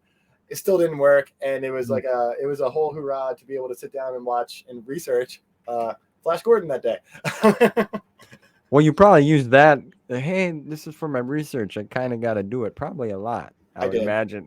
I did, because there was a lot of nights too, just coming home when it's like, there's Joe was great as far as there was not a whole lot of formal deadlines, but you know, we all have lives and are volunteering, so it's like there's expectations. And Right. um, one thing that I cannot do is turn in something that's like half-assed or unfinished. I just can't do it. You know, so it was actually a lot of me like requesting more time, and then I can't speak for Joe obviously, but I imagine what I came back with to him was worth enough to say like the next time that I needed more time, like okay, and like I you understand. Yeah, know, I get how you what you need to do your part in the role. I yeah, understand. Like, yeah, I can see that because yeah, why? We mentioned that too. It's like, what if you're gonna do something and put something out there? mm-hmm, Why half-ass it? mm-hmm, Especially something to this degree. yeah. Like it's a big moment. Like I would yeah, I would say you probably feel like this is a great achievement for something to be a part of on for Oh, you, right? Too. oh, I absolutely. mean, all you guys that were involved, I'm sure you feel the same, but I can only imagine what that feels like, you know? Yeah, no, I would absolutely. I can't speak for other folk, of course, but I would imagine that it's they would feel the same way too. And um, personally, it's like yeah, that's like one of the greatest like artistic accomplishments that I can ever say that I was a part of. And I didn't write it, but you know, I'm in working with it for as long as I have, and then being able to because it's everything that we're doing for the audio drama is by Joe's blessing on that too. And you know, I sometimes I'm sure he's like, it's great, it's great, it's great, just do it. But I'm like, Joe, hey, what about this and this and this? So it's like I feel married in a sense to this work, you know, and I was just a bystander, you know, like Joe did all of the lifting on all of this, but being able to be part of it, yeah, that's definitely what kind of like culminates as far as like my artistic identity, you know, and Yeah. what I've managed to leave behind as far as a legacy that I feel is like there's always that part. It's like, oh, you know that it's like just like any other great editor or director or something like that. Yeah, something's out there and it's like it's not your baby, but it's like you feel a kinship with it. And Right. that's like part of my, you know, kinship with Yeah. the fandom. And it's just like that's probably the greatest thing I ever done was just helping him. And as far as like creating Legends Con, that's what made that so easy to do in a sense, is because like I had this um self-awareness of like who I am, and it's like the worst that can happen is that it doesn't work. You know, it's like but we're gonna try. And um I think that was going into it, um being fortunate enough to like consider myself part of like the community in any capacity, you know, is like something that I couldn't uh be more grateful for. And then it's like, hey, so we're going into this. It's like there's no fear, you know. Otherwise, a lot of times I think that doing something that's that huge as well, like Legends Con, is like very intimidating. And it's just like, you know, I don't. If something happens, it's like I know the people who are going to understand. You know, it's like, Yeah.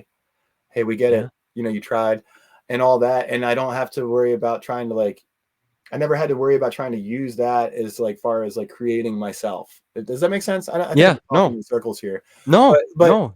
but yeah. So and I think that that's like part of our approach as far as getting it head on, tackling it head on, and it worked. And now we're fortunate enough to do number two, and yeah. So all of it coming together as far as supernatural encounters and Legends Con, that's been like I can say that that's my life's work now. You know, Yeah. so supernatural encounters to me. Um, you know, I am not Joe and I did not write it, but I feel like of some people on the planet, it's like maybe I'm just a little bit more in tune with it. And I don't know if that's necessarily a good thing or a No, bad dude. thing, but it's like I it's become totally my life, so to speak, in a way. I get And what you're saying.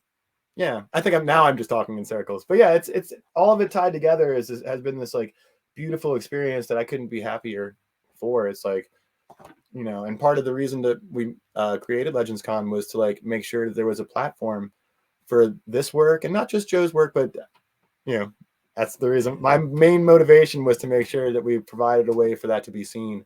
But it goes along to like Abel's work and everyone who's contributed to the expanded universe.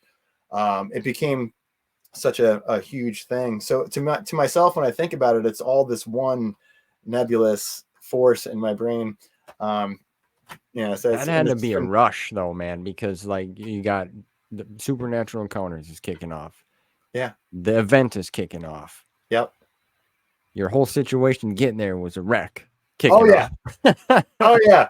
All within about a week, because I did the trailers for SE coming up, and then you so there was like the pressure of putting all that together too, alongside everything else. It was like, okay, and then it drops about a little bit more than a week before our actual event. Yeah, so that was one heck of a couple of weeks there, my friend. My gosh. I don't even know how. Did you even sleep? Did you No. even get any? No, I was gonna say probably no. not. I'm a person who like runs on 4 to 5 hours as it is, but no, there was no sleep. Especially getting over here from New York and New Jersey and all that. I'm not here, but to Legends Con was to California. I'm sure we won't have to retread all that, but that was its own experience. And it's like on top of it, I'd already not slept for that entire week. But going into sleep. Plus the time change, and because California is like 2 hours behind from Central Time, so I'm, you're an hour ahead of me now, so 3 hours maybe. 3. Yeah. Yep. Yeah, that's I wouldn't give up those experiences for anything. Like, no, man. No, being here, it's like talking to you about it. It makes it all worth it. Yeah. And when you say talking in circles, don't feel that way, man, because I can see that you're passionate and you care. And that's the truthness is coming out, right? Like when somebody really cares about something, you could tell. Like, you can feel it. You could feel it, you could see it, you can hear it. And that's awesome.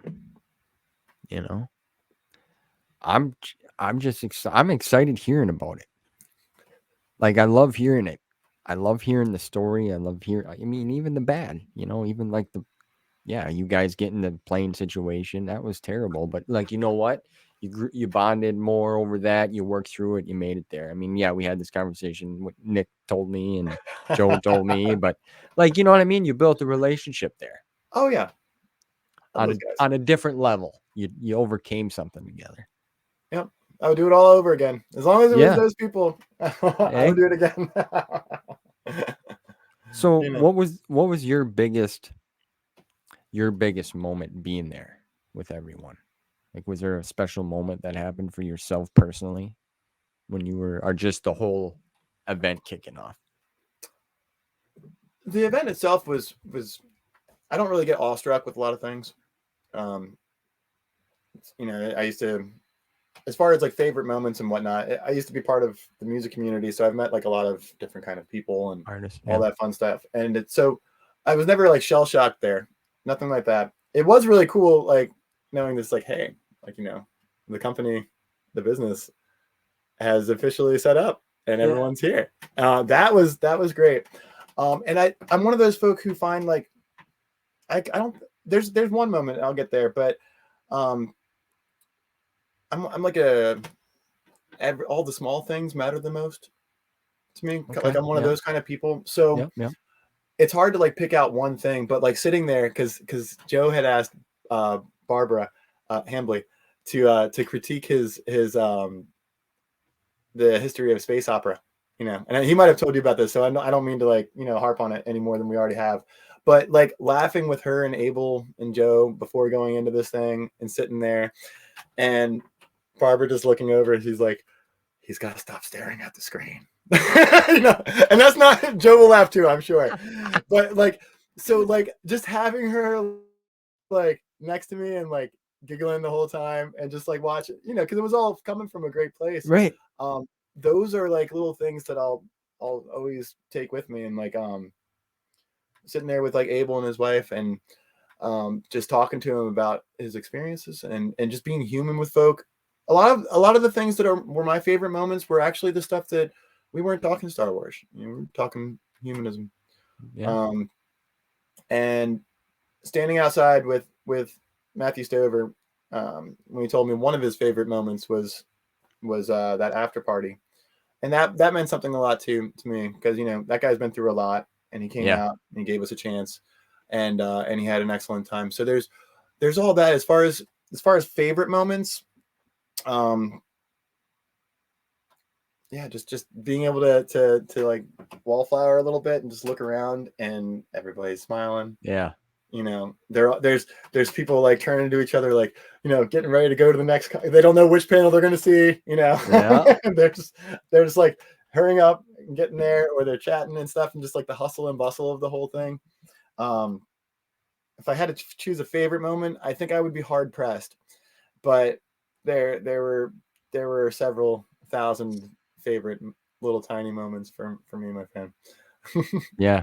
That's good, man. I love that. It's you mentioned Matthew Stover, and for Oh yeah. some reason in my mind, it's like I want to have a cigar with him and a glass of scotch, and I don't know why that comes to mind, but that's just something I feel. Right? Hmm. Does that sound? I mean, he's got like this stoic presence to him, and it's like I just want to have a cigar with this gentleman. Oh, he was a joy. He had he had people with him that came up to the event, um, and they were just pulling me aside and just being like, you know, back when we were in high school, he was an actor and he was just this fun guy. And I won't, you know, go into it any further, but it's just like, you know, watching him just be happy and like with someone else that he actually knows in real life, you know, not just like from the con and stuff. And we're just standing there and she's laughing, man, and he's just like, you know, I can't even understand what he's saying because they're a little bit far away, but he talks with his hands. Ah, And yeah. he's just, I think he might have been talking to Marcel or somebody like that, but he was just like overjoyed. And she's just like, you know, it's just great, like seeing him this way. And like those kind of things, like, yeah, Matthew Staver, one of my favorite people that I've encountered, not just because he did everything that he did with his career. That's great. But just as far as a human being, like, man, cool person. Yeah, that's what I've heard, and that's what I've heard about a lot of the folks that attended. I mean, Abel, I've heard he is just a Oh, down to earth gentleman. yes. You know, everyone, it was just great and happy to be there. And Yes. Yeah, they were. I can't say anything else besides the fact that, like, because I made it a point to try to give them as much time as I could whenever we could, and I think that everyone was, you know, empathetic and appreciative and supportive, and they were just happy to be there. And everyone found people who like, you know, cared about something they did. They were like, a lot of folk came, or I had either heard or I'd been present, but it's just like no one's ever brought this to me to sign. And it's like, you know, for Michael Koch, like I brought one of his old gamer magazines, and he just took the time to stand there and talk to me about all this stuff that he did. And he's like, yeah, this was actually my novel, but yeah, they scrapped that, and then they wanted to put it. And I was like, all right, so I had to work all of this into these pages, and he was just like going over certain things, and it's just like they everyone was happy to be there and share their experiences of their work, and it didn't feel like it was like a labored kind of situation. Like everyone just seemed to have all the time in the world. yeah, And you know, organic. Seems like it yeah, was yeah, organic. that's a good word for it. That's a good word for it. And there, you know, and a lot of these folk hadn't made any appearances, some if ever, but in many years. So for them to just be able to be out there and like, you know, it's like, wow, this many people still care. And like there's all these people in my line to sign my Yeah, book that I wrote like 20 years ago. This is great. it You still know? hits, man. It still resonates. New people find it. You know, Yep. like that's why when a lot of people say like the EU's dead or Star Wars is dead, you know, it's not. It's true. You know, it's truly not.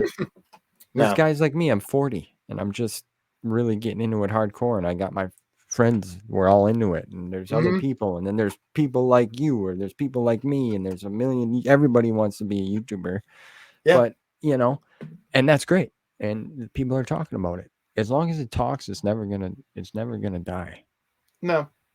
And you know, I usually make the crack for the older crowd that we're kind of a part of, because we talk like we're old, but really there's an entire other generation. They're just like, get out of here. Yeah. You were in diapers and I was reading L. Neil Yeah, Smith, you yeah. know, that kind of stuff. And it's like you weren't even thought of yet. And so there are those Yep. folks too, but and many of them get a kick out of it. But it's just like, you know, Star Wars fans, especially old school fans, we know what it's like to wait, you know. Yeah. So it's like people, this has already happened.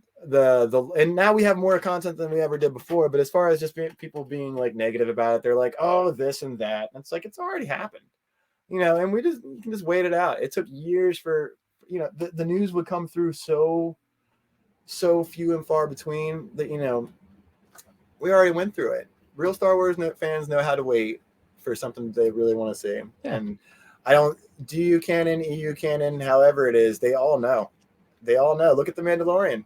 Love it, hate it, whatever. It's just like people know that they have to be patient. And like being a Star Wars fan, you're good with being told it's going to be another 2-3 years. And you're like, cool. Yeah. Well, and that's true, what we do. Yeah, that's truth. I mean, I enjoy it all. Mhm. Everybody that knows me knows but I pick between the two, like the DU canon and the EU canon. That's a term I've just learned too from Matt and Joe's stream, the DU. Oh, The Disney universe. And then you know the how, expanded universe. to avoid a lot of keywords, so to speak, sometimes I just call it the Lucasverse versus like, Okay. if I'm referring to something that's like before now, and people seem to be like a little bit less bristly about it, but it's like, it's just like, well, there was something that he paid to build, and then there was something that he sold, and it's like, it's all the same thing. But there's part of it when people can debate how involved he was. He was personally signed, or not personally, but you know what I mean. His companies were signing the checks, and it came out. And now we have what we have now. There's so much wiggle room in between, but I've come to accept it, and it is what it is. And like, even Joe's one of those folk who get your mind working a lot, and it's like, after SE, when I say that Joe saved my fandom, yes, being as positive a person as he was most certainly pulled me out of like a time that I was in. But as far as like the work, Supernatural Encounters like saving my fandom too. There's a loophole in there, which I'm sure you've probably not been able to avoid hearing, so I won't go into it. But there's a loophole in there. I guess we will avoid spoilers, but to me, it's just like, oh, everything's cool now. As long as if you read it and you just like look at it and you're like, huh, I can accept whatever comes out now for the next 30 years. I'm good. And that's what Supernatural Encounters allowed me to do. And, okay. Yeah, like accept what's coming. And it's like, cool. I'll sit around for the ride. And you'll know what I mean. You'll know what I mean. Okay. All right. Cool. That's another something I'm looking forward to discover. Yeah.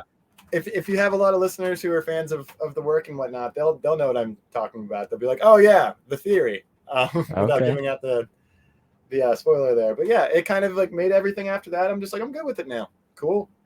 Yeah. I mean, it's still not something that I watch the media, right? Because it's like, you can't have an opinion about something if you don't spend any time with it, right? I mean, you can. Sure. People can feel however they want. But I generally keep my opinions to myself these days, but I also like put myself through it to like, I want to know what's going on. You can't just like think one way without having a reason, right? And things change. And right.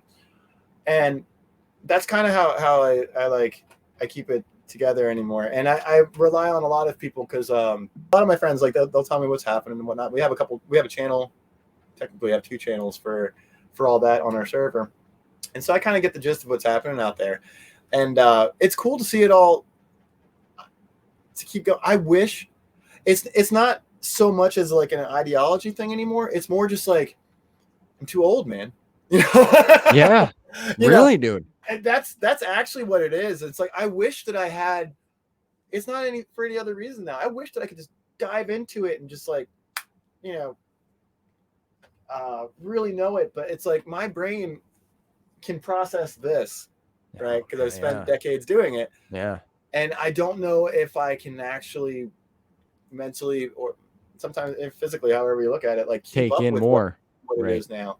But like, hey, to each their own. Yeah. I'll never be one of those people who are like, about it. It's like, hey, and I understand the one canon theory too, Yeah. And that's cool too. It's kind of what I was alluding to earlier. But yeah, Yeah, man, I feel what you're saying. I've read some of the new material, some of the High Republic stuff, and I was overwhelmed. Mm-hmm. Like it just felt like it was too much to take in while trying to do this on top of it, right? Read, and then I'm like, no, hold on here. I think it's because Yeah. I was influenced by some of the people that I watched. They were reading it, they were talking about it, so then I felt left out. Yeah. So it's Yeah. like, okay, I'm gonna jump on the High Republic stuff now. I'm gonna hold on, put the brakes on. I'm gonna go over here, dabbled in that a little bit, and it's Yeah. okay. I don't know, like, cause it's all new, and I'm like, nah. So there's a lot of weight in what you watch and what you listen to, and Hmm. how it influences you, right? Because I'm one of them people when somebody's excited about something, and it's something I'm invested in, I'm excited about it. So Yeah. they're like pulling me in. You know what I'm saying? Yeah. So I put the brakes on it, and then really am like, no, I'm gonna go through the timeline, man. Because I envy all you guys that got to do this while it came out, or like growing up, I knew there was material, but I didn't know there was a timeline happening here. I didn't know. I was a daydreamer and played with toys. That's what I love to do. Yeah. So but now experiencing this, the story, it's just great because you get a visual image. Like you already have characters in your mind. It's fun to create characters off of descriptions, right? But you get the base, you get the idea of Oh where yeah. we're going here. And man, it's just these books are incredible, man. Yeah. Like really, I'm really enjoying it. And I know, we talk about Joe because I talk to him. I try to reach out. I don't want to bother him too much. Otherwise, I probably would bug him more because like we just clicked too. And I didn't like Andor. Like Gotcha. I didn't like it. Like I was very mad that they came out with that. Like I wanted something to take me away because in that moment when it was happening, I was going through some health issues and stuff. So I wanted something light to take me away. That's one thing that I'm sure you can agree. It's great to be taken away when you dive into a book, to a galaxy, to fun and excitement and joy. So I Yeah. wanted that from the TV. So I was mad. Then after my conversation with Joe, because he enjoyed it, and he's like, "Did you ever read my article, like the more civilized age book stuff?" And I'm like, "Well, I don't even know what that is, for one." So he sent me his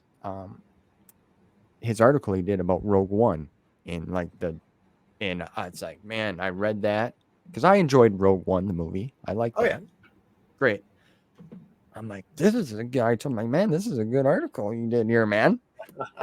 So then I watched the movie and I went back and watched Andor, and I love it. I think it's a great series. I was just bullheaded from people I was listening to.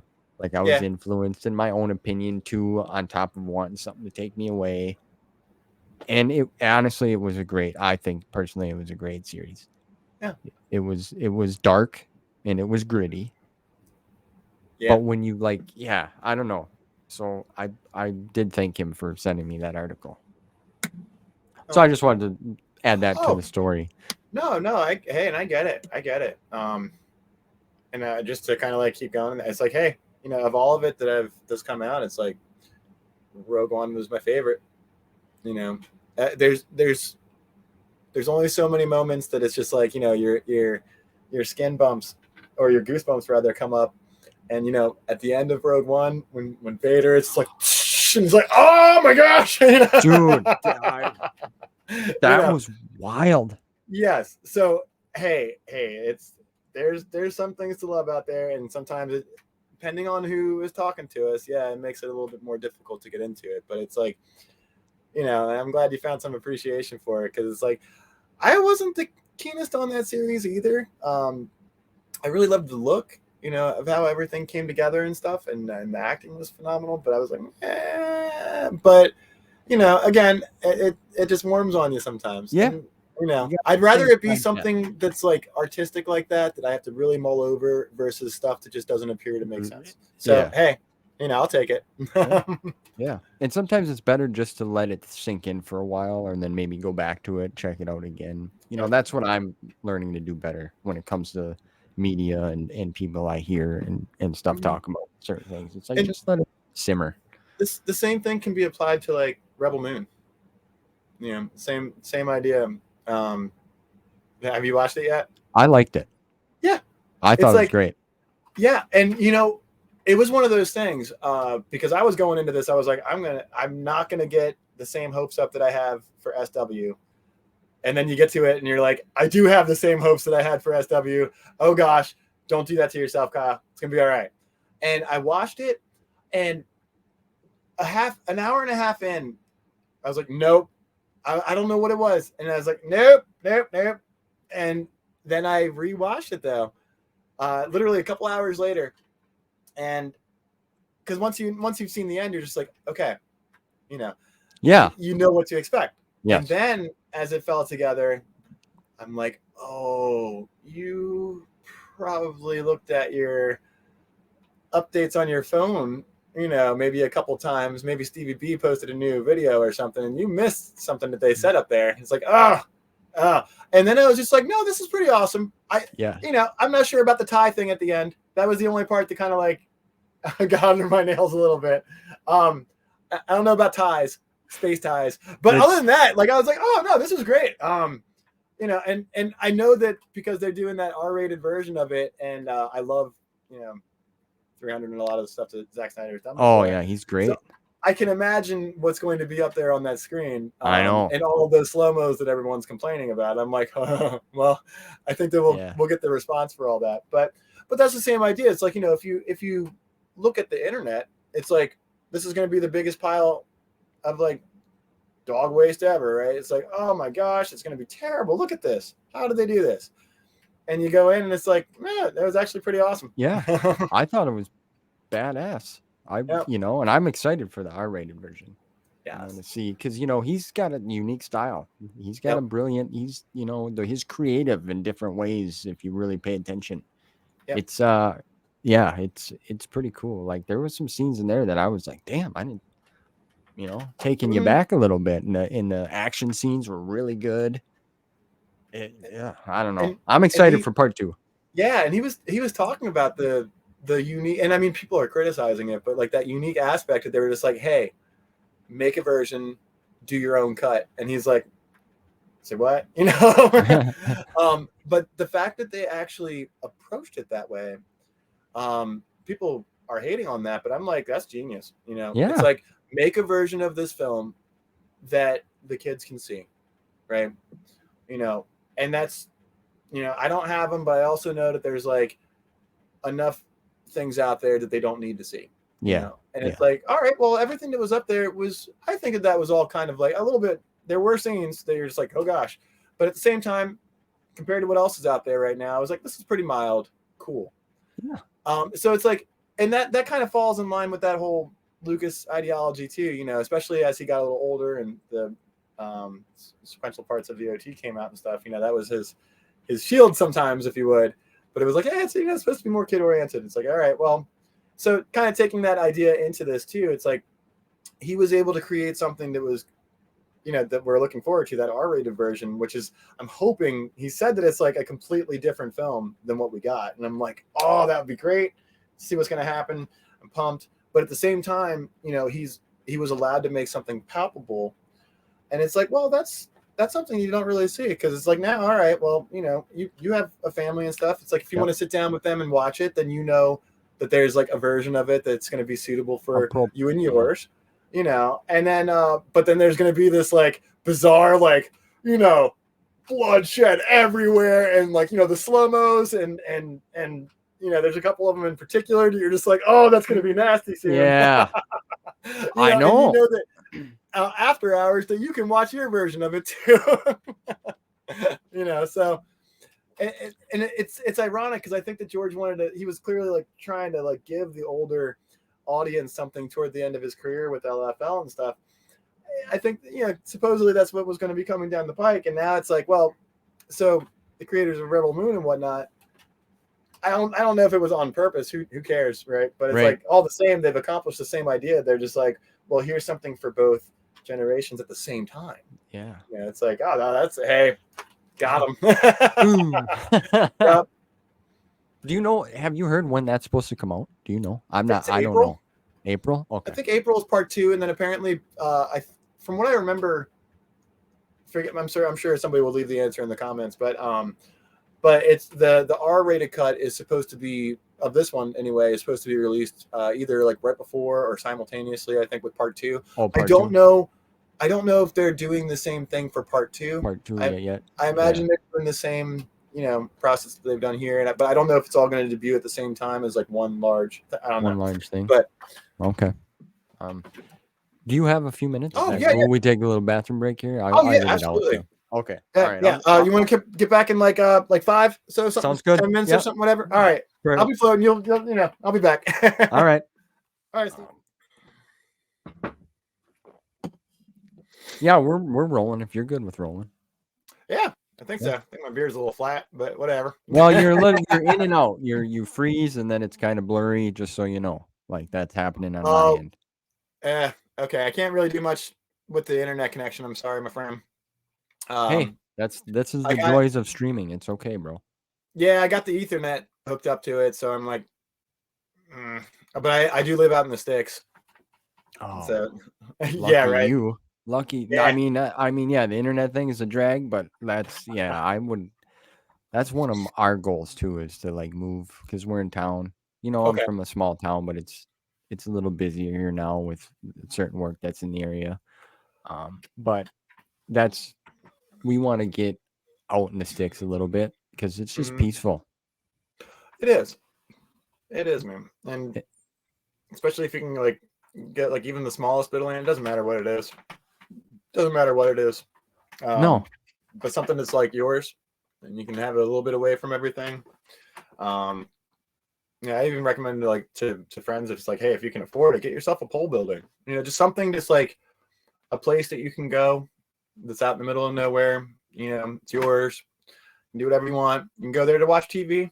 You can go whatever it is that you're like the fantasy and stuff. But it's like, I didn't value it when I was young, but because always wanted to live in the cities. I've lived in a whole bunch of cities. Yeah, you've been all over. Yeah. Yeah, and they're great. But after you're out of them for a while, you really appreciate that quiet. Yeah, that's so I imagine that's what you're trying to get to. Yes. My wife likes to travel. She likes to see things, right? So we did a lot of that.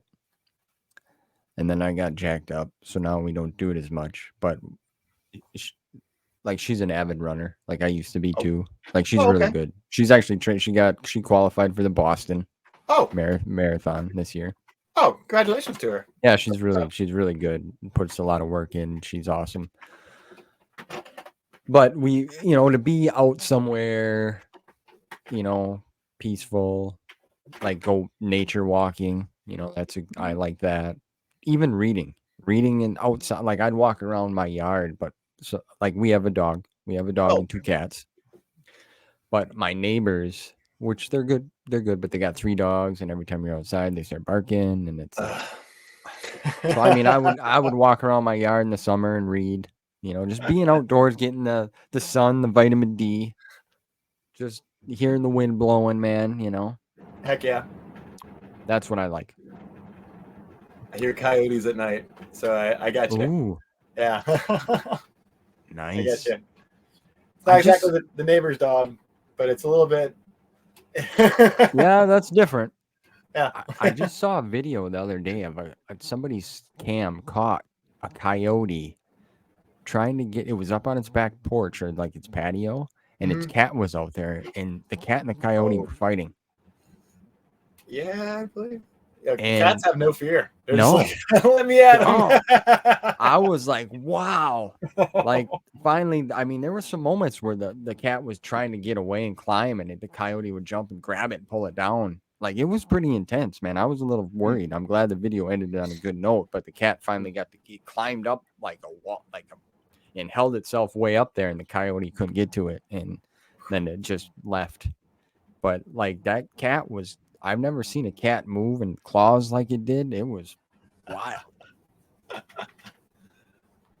But so what's some of your favorite like what's your favorite book series? Or like do you have a favorite book specifically? Just some easy fun. Just curious. As far as the series go, Legacy of the Force is still my favorite. It's a toss up between that and NJO. Okay. because you've forgive me, you were at Destiny's Way, isn't it right? Yeah, I just finished. Yeah, we're on Okay. Remnant. I'm pretty sure. Yeah, so you got the Star by Star under your Oh belt yeah. now. One of the best books out there. I know people were upset. It's the one that people don't talk about as much, but it's in my opinion, I think that was actually more devastating than Chewbacca. than even Vector Prime. Um, but for a lot more reasons and whatnot. But I think that if I ever had to just have like a desert island book, it might very well be like Star by Star. I don't know if I can't choose a favorite. There's just too many that mean too much. And it's like every time that I say an answer, I'm like, oh, I'll have you being like, hey, edit that out, Stevie. Edit that out, Stevie. Edit that. That's not my real favorite book. That's not the real one. What about Shadows of the Empire? And that's how it would go. It's true, yeah. That's a true statement. Yeah. But as far as one that's just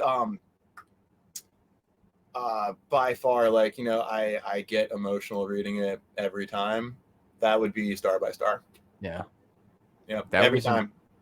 That was intense for me. That was I had no idea about Anakin. Okay, going into that book. I was already into this book and I was on the phone talking to a friend and he kind of spoiled it for me. Oh, it's okay. But it shortly after, like a few chapters after that, like after I got off I was close to that moment happening already. Gotcha. But he didn't spoil how. He just said, well, Anakin. And it's like, what? And then he's like, oh, man, I'm so sorry. I'm like, I don't feel bad. It's okay. These books been out a long time. It's fine. He didn't. Is it? I'm just kidding. I'm kidding. But yeah, but the way that he died was like, that was intense, man. That was wild. Yeah. That was wild. But I mean, I would probably say, like, that was probably the book that we all kind of agreed on in my little group here with my few buddies. That like that was probably the best one so far. But then Destiny's Way, man, I got it. That book was really good. Yeah, it's really, pretty solid. really good. It's pretty solid. Yeah, I mean, even Trader was good. I know a lot of folks. Trader I think Trader is great. I loved it. I really loved how deep the philosophy went with it. Yeah. Very good. But then it was like a perfect Destiny's Way was like a perfect pickup from that, and then just everything that happens in that novel was like. Yeah, Destiny's Way was its own. I mean, you look back and at some of them when you look at the ones that they chose to make in the full hardcover editions only kind of stuff. You're like, oh, okay, yeah, I can see why they did that. Destiny's Way was spot on, like classic. Yes. Do you at that point in the timeline, do you favor? I figure like the easiest way to answer your questions too, as far as like your favorite book, sometimes it helps if you like pull apart, the publishers. Like, so it's like, oh, the favorite Bantam era book, because then it's like it kind of helps you like separate things a little bit. Yeah. Do you like all the weird stuff? Like I'm one of those folk who I really love Crystal Star. I think it should have been like a more like a young reader's book as opposed to like something in the adult line. But I love that book. I can see that. Yeah, all of the Stranger Things. Oh, you can't say that anymore. Do I owe somebody money for saying that out loud?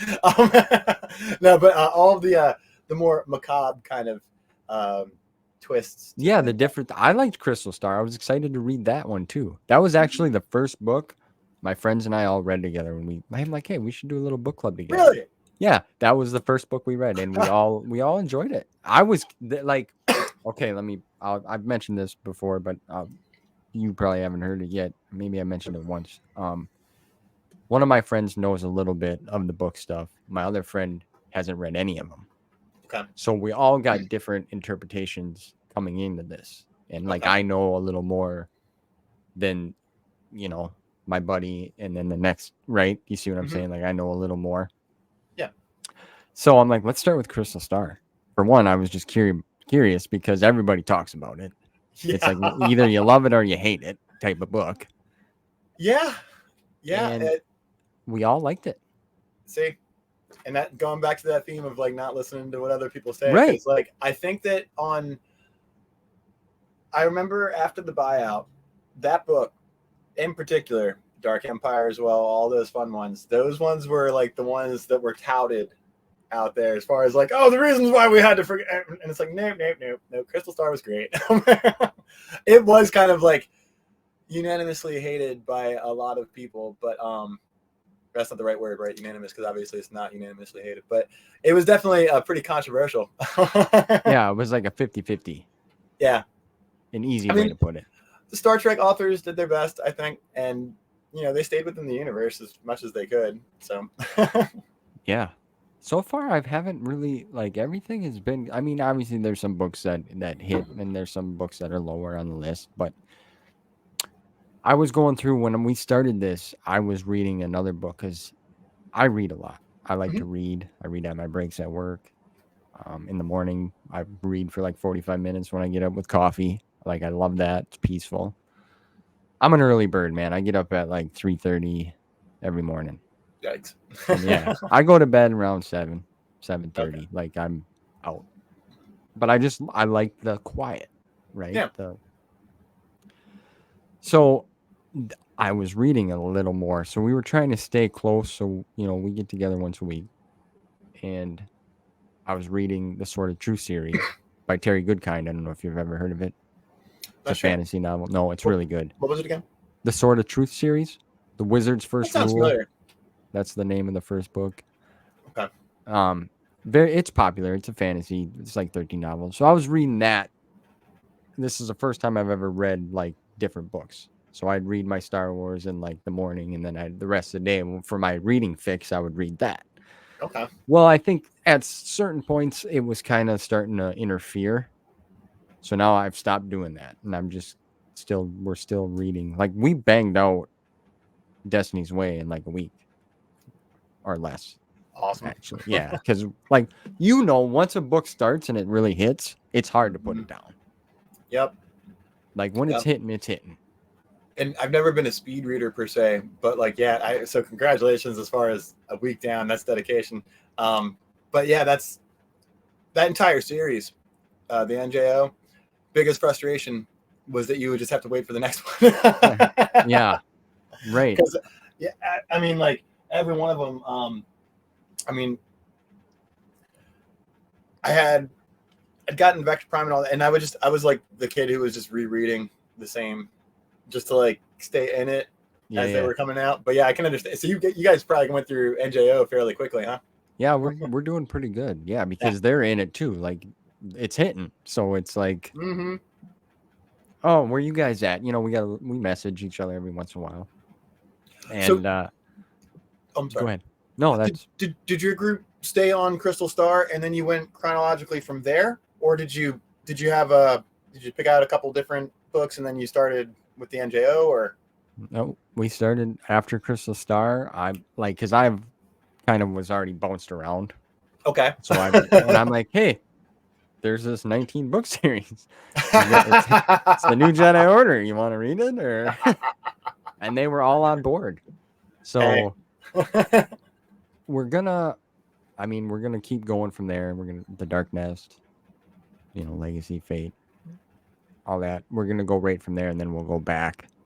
Okay. And read some different ones or what have you. I don't know. We're all having a great time with it. It's fun. Plus, it gets us together for an hour or two a week to hang out. Because like you said, most people have a family or their job or their career, however you want to look at it. Mm-hmm. So to get together with some friends and talk about something that you enjoy is good. Yeah. Some would say the most important thing. Yeah. In life. And we I'm a little jealous because my buddy Mike my buddy James, they're brothers actually. I've known them. Excuse my language there. Since school, like and James bought the whole collection of NJO for like I want to say $120, $30. That's and not bad. Mike's been kind of picking them up here and there as we get closer to finish one, he grabs one, and then but he actually picked up Destiny's Way in hardcover for $14. Oh, not bad. Not bad. Yeah, I'm like, man, I have some of them in hardcover, like the duology, like the science fiction book club editions. Like Yeah, I have a few of them, but it's like I was jealous. it's time consuming. I'm in the opposite. I'm trying to find, because now that I'm at a certain point, the ones that are in hardcover, I don't have them all up yet because I just figured whatever. But trying to find the ones that were full sized in the SFBC, they're difficult to track down. I got all the rest of the SFBCs, but like it's hard to actually find those ones like Recovery, Destiny's Way in the SFBC version. Back to Prime that's not so bad, but a couple of the other ones, man, trying to get them shrunk I down a know. little bit. In good condition Challenging. too, with the Yeah. jacket. You know, it's got to have the jacket. Yes, and that's part of it too. Like, good luck trying to find the Dark Tide duology in a good shape. It's like I don't understand why everyone treated that book so terribly, but I've bought 4 of them. I have the best one out of 4 up on here, just because it's like, wow, because pictures are only 1,000 words, right? Yeah. Yeah, That's sometimes it takes $10,000 to describe, or 10,000 words to describe what's really wrong with the book. That's Michael Stackpole's, right? Yeah. The Dark Tide duel. Yeah. I don't see. I got Enemy Lines, Star by Star, Agents of Chaos, and then the Edge of Victory. That's what I have in the science fiction. Edge of Victory too. See, every back to your other question, like your favorite book. I'm like, oh, wait a second. When Greg Keyes wrote for Star Wars and the whole Vu Rapung thing, oh, that was an awesome. I actually, I sent mine off to him to have it signed. Did you? Yep. After we talked, I'm like, can I send you my book? Because I'd really like to have it signed by you. I'm sure you felt special. Yeah, that Vu Rapung was awesome. And that really had some, it's great. He did a great job with that. I'm curious to get to not Destiny's Way. What's the other one he did? What's it called? I'm trying to look here. Dark Journey. The Final Prophecy. I'm curious to see how that turns out, because he wrote that one too. I liked it. Okay. Yeah, when you get toward the end, people had different views on it and stuff because everybody wanted it to go a certain way. I thought it was great. I mean, I don't know. That was a good book. The unifying force was awesome. Some people were like, nah, but it's like, nah, it was a nice ending to the whole thing. Like, I think that with those books, and Greg Keyes did a great job coming in the time period that he did, because it was kind of like right in the middle and then toward the end there. But that's like collectively the NJO is probably one of those literary accomplishments that I don't know if we'll ever see anything quite like that happen. Okay. Again, and the ending was not a letdown. It was not some like, you know what I mean? Because sometimes it's you spend so much time driving the car, you forget where you're going. Oh yeah. And they did not skip a beat. So okay, good. I don't think you'll be disappointed. You gotta let me know. I'll look out for your video when you finish. Or do you make videos on it? No, I don't. You just have fun, right? I was doing like little book things in the beginning, trying, but you know what, man? I don't have a niche for that. I'm not good at it. I'm not like, there's good people. Like, we already have a great. I mean, we got Meg Reviews. We got Matt that likes. What is he on his 5th reread now? Something of that nature. Yeah, I mean, so, and they do it a great job. There's no way I can compete or try to add anything different or my unique flavor to it. That's not me. Yeah. I like this. This is what I like to do. I hear you. So this is what I'm rolling with. Whoever wants to talk, I'm up for talking and diving deep and having fun with it, man. And then throwing some authors in there or other folks as well. Heck yeah. That's what it's all about. Just having fun. Having fun. Yeah, bro. But yeah, man. So what else is good? What else is going on in your world? You're just consumed with work, hey? That's kind of where you're at. At this point, it certainly feels that way. Life in general, again, like I usually put in a lot of time at my day job and all that. The other half of the time is spent pretty much preparing for Legends Con at this point. Yeah. Getting everything together these past few months and to be able to make sure that we made that Christmas drop was very consuming. But besides that stuff, as far as like the studio and whatnot, that's generally where I spend a lot of my That's time. your good. So yeah, I kind of all I do is just dark orchestral scores and like techno and weird stuff like that. So that's usually what I'm doing. If it's 3 a.m, I'm likely awake, blaring my speakers and making some some very very very crazy sounds with synthesizers and classical instruments and all that fun stuff. That's kind of how I spend a lot of my time. Um, as far as my off bits, and if it's not working on Project Seed, I call it the audio drama. That's where a lot of that time goes. And then yeah, you mentioned like the group and all that. So I go to I visit my friends out of state quite often too. Okay. I like to travel a lot, so that's my next step is that we have to go make our 14th, I think, record. I think it's our Well, 14th. I think it's our 14th one. Yeah. Um, so that's gonna be fun. I get to see my god kids and all that, and right on, man. and it's with my best friend, so we still make our albums and all that, and it usually his very sweet wife is very understanding that we make a whole lot of noise, and then we usually rent like some space and whatnot, and we go record for a few days. So that's coming up down the pike here. Lots of stuff as far as like updates for Legends Con 2. That's kind of where my headspace is at right now. Yeah. And yeah, other than that, like I'm one of those do-it-yourselfers, so like I work on my house a lot and all that fun stuff too. It's kind of where I'm at right now, brother. It's good, man. You got a good rhythm going, though. Yeah. Man, you're keeping I mean, there's a balance there. Yep. I can see, right? Yep. And you need that in life. You need that. Once we get to a certain age, it's like you find a rhythm, Mm-hmm. right? And different happiness. It's crazy.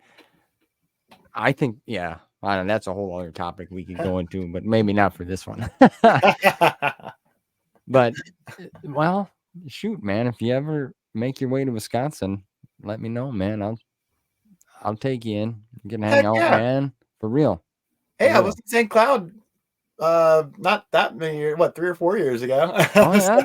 yeah, Yeah, I've been up I your ain't way too a couple far. times. Yeah. Yeah. Right on, man. Yeah, this is fun. I'm Yeah. excited. I'm very excited, man. I was excited to talk to you. I was excited to hear about Legends Con. I was pumped when I heard about that part 2 was coming out. I'm excited. I honestly didn't know much. Like, I know there's a lot of good information in the Discord. Like Oh I yeah. mentioned earlier, I'm more of a like, hey, let me call you and see what's going on. That's, me. And I didn't know there was a whole audio drama. I don't think, like, I don't recollect any Oh, knowledge of that. Just so you know. awesome. Awesome. Yeah. You got to bear with me for probably a couple of years because I think we might break a Guinness World Record as far as the longest one that's in existence. We might. Oh, I think so. At the rate no that it's kidding. currently going, we certainly will. So, Well, so honestly, it's gonna be a fun ride. I could see that. But I mean, like you said, you're not skipping on it because Yeah, you're going to make magic. that's the idea. The book's magic. The audio drama's magic. There's a lot of, that's the way I look at it. I've told that to everyone. I mean, you guys really create magic with projects. It's true. I mean, you think about it. When you're a kid, Santa Claus, you think is real, and that spirit. That's the easiest way I can describe that to someone. It's like you feel that there's this whole mystical, magical, and then there's people. You guys create that for other people to enjoy, and that's really truly special, man. It's And good I'm to so hear. appreciative of that. I really am, because we need that. A lot of people need magic in their life. Yeah. People forget about it, and that's not healthy. We have to have hope. That's We yeah, have to right. have hope, brother. That's what it is. That's something to look forward to and something to share the joy. That's Yeah. what all of this is. So I tried for the longest time to keep my kids believing in Santa Claus. I think my daughter, she's 21 now. Okay.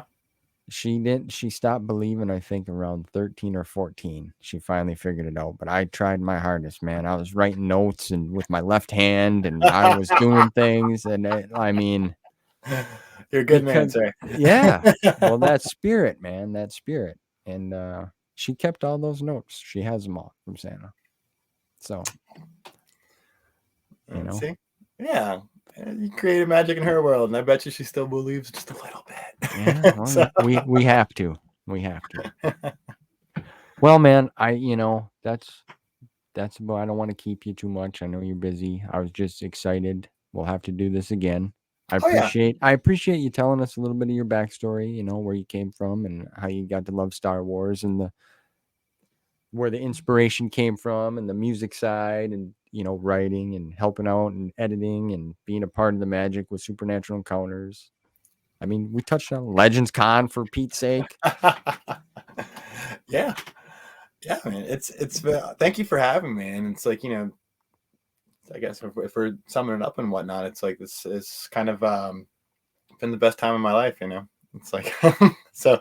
Thank you for having me on and being able to share it, because that's where we're at with all this. It's like everyone that I surround myself with on a daily basis. We're running Legends Con is a lot of stress.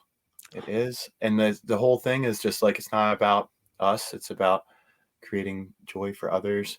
Supernatural Encounters was all about that too. It's just like, it's not about us. This is what we're doing is bigger than us. It's for the community, and it's like, this is for someone who's moved around and has not had a whole lot of homes in life and whatnot. I know I have one here, and that's, it's really important. And so thank you, Stevie, for again having me and like doing what you do, because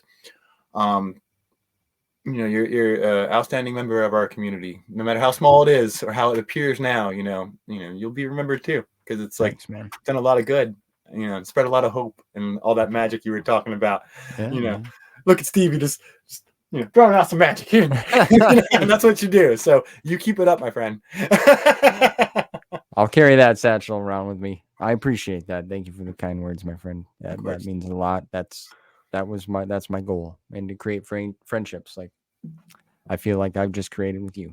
So, yeah, but absolutely. Well, I look forward to.